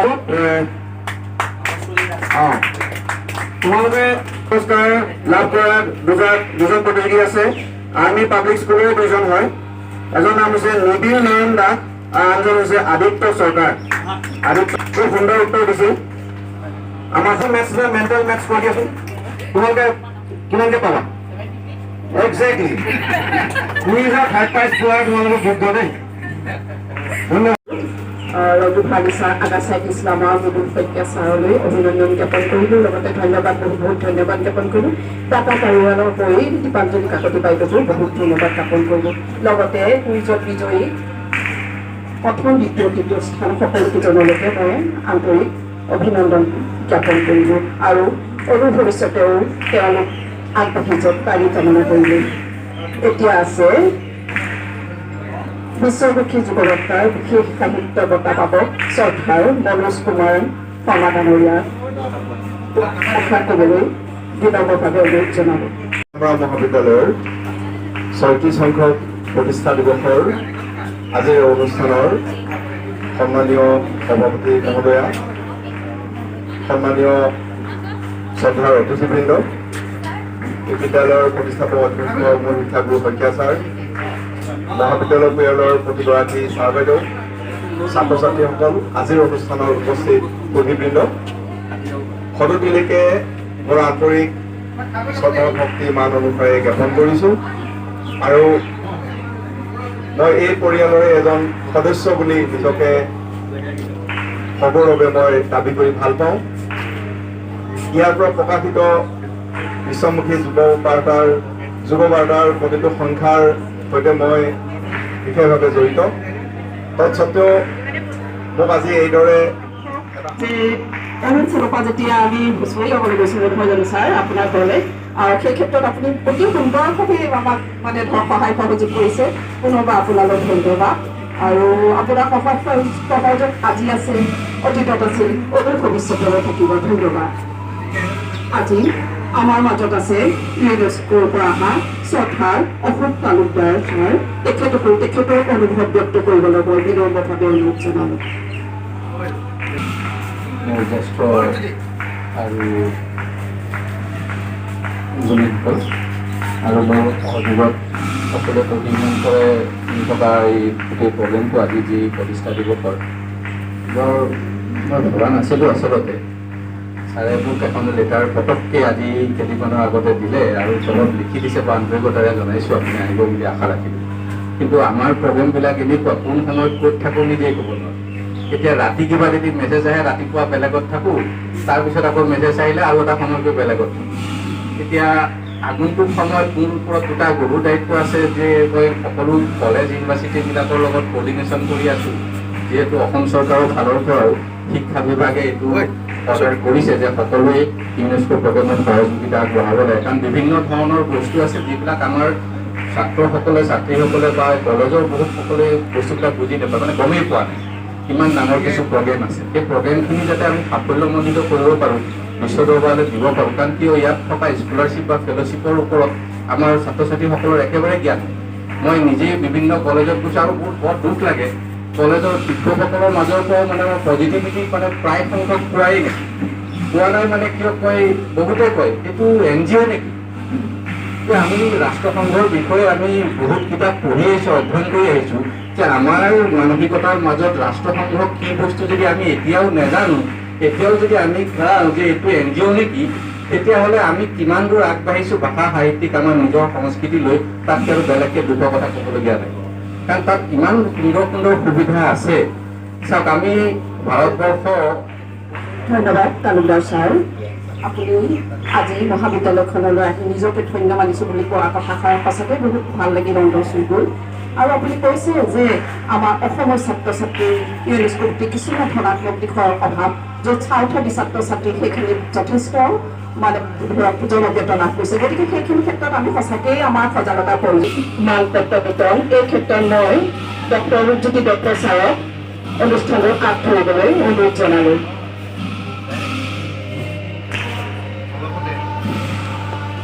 আমাৰ মহাবিদ্যালয়ৰ কেইগৰাকীমান ছাত্ৰীয়ে NCC চাৰ্টিফিকেট পাবলৈ সক্ষম হৈছে আৰু এই চাৰ্টিফিকেটকেইখন সক্ষম হোৱা এই ছাত্ৰ ছাত্ৰীসকলক মই অভিনন্দন জ্ঞাপন কৰিছোঁ আৰু আমাৰ মঞ্চত উপস্থিত হৈ থকা যিসকল শ্ৰদ্ধা ব্যক্তি এইখিনি আহিলে অনুৰোধ জনাইছোঁ, তেওঁলোকক এই চাৰ্টিফিকেটখন আপোনালোকৰ যোগেদি প্ৰদান কৰিবলৈ অনুৰোধ জনালোঁ।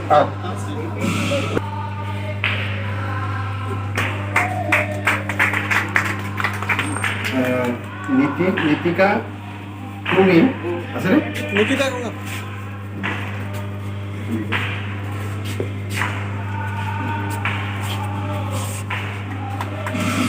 জোনালী ৰাজুৱাৰ, তাৰপিছত অনিতা কৰ্মী,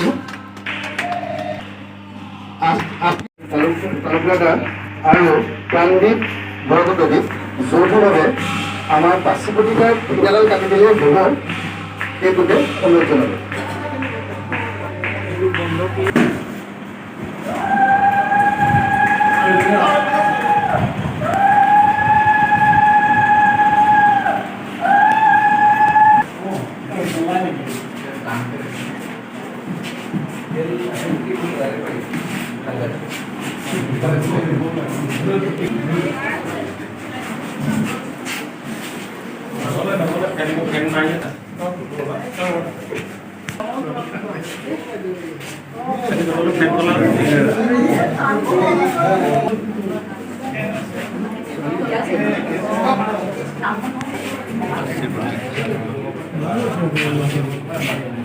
আচলতে আমাৰ সময় বহুত কম, সেইকাৰণে সভাপতিৰ মন্তব্য মই ইয়াতে দিবলৈ আগবাঢ়িছোঁ। আচলতে প্ৰতিজন বক্তাক এটা হ'লেও মই মন্তব্য দিয়ে আছিলোঁ, গতিকে যথেষ্ট গৰমৰ প্ৰতি লক্ষ্য ৰাখিছোঁ। আৰু আজিৰ দিনটোত মই আচলতে যিকেইজন বিশিষ্ট ব্যক্তি আহিছে, সকলো ব্যক্তিৰ পৰা বহুত কথা শিকিলোঁ বুলিহে মই মন্তব্য দিলোঁ আৰু অদূৰ ভৱিষ্যতেও মহাবিদ্যালয়খনলৈ আপোনালোকৰ পদাৰ্পণ থাকিব বুলি আশা ৰাখিলোঁ আৰু সকলো দিশতে মহাবিদ্যালয়খনৰ উন্নতি কামনা কৰি মই ইমানতে সফল হ'ব বুলি ঘোষণা কৰিলোঁ।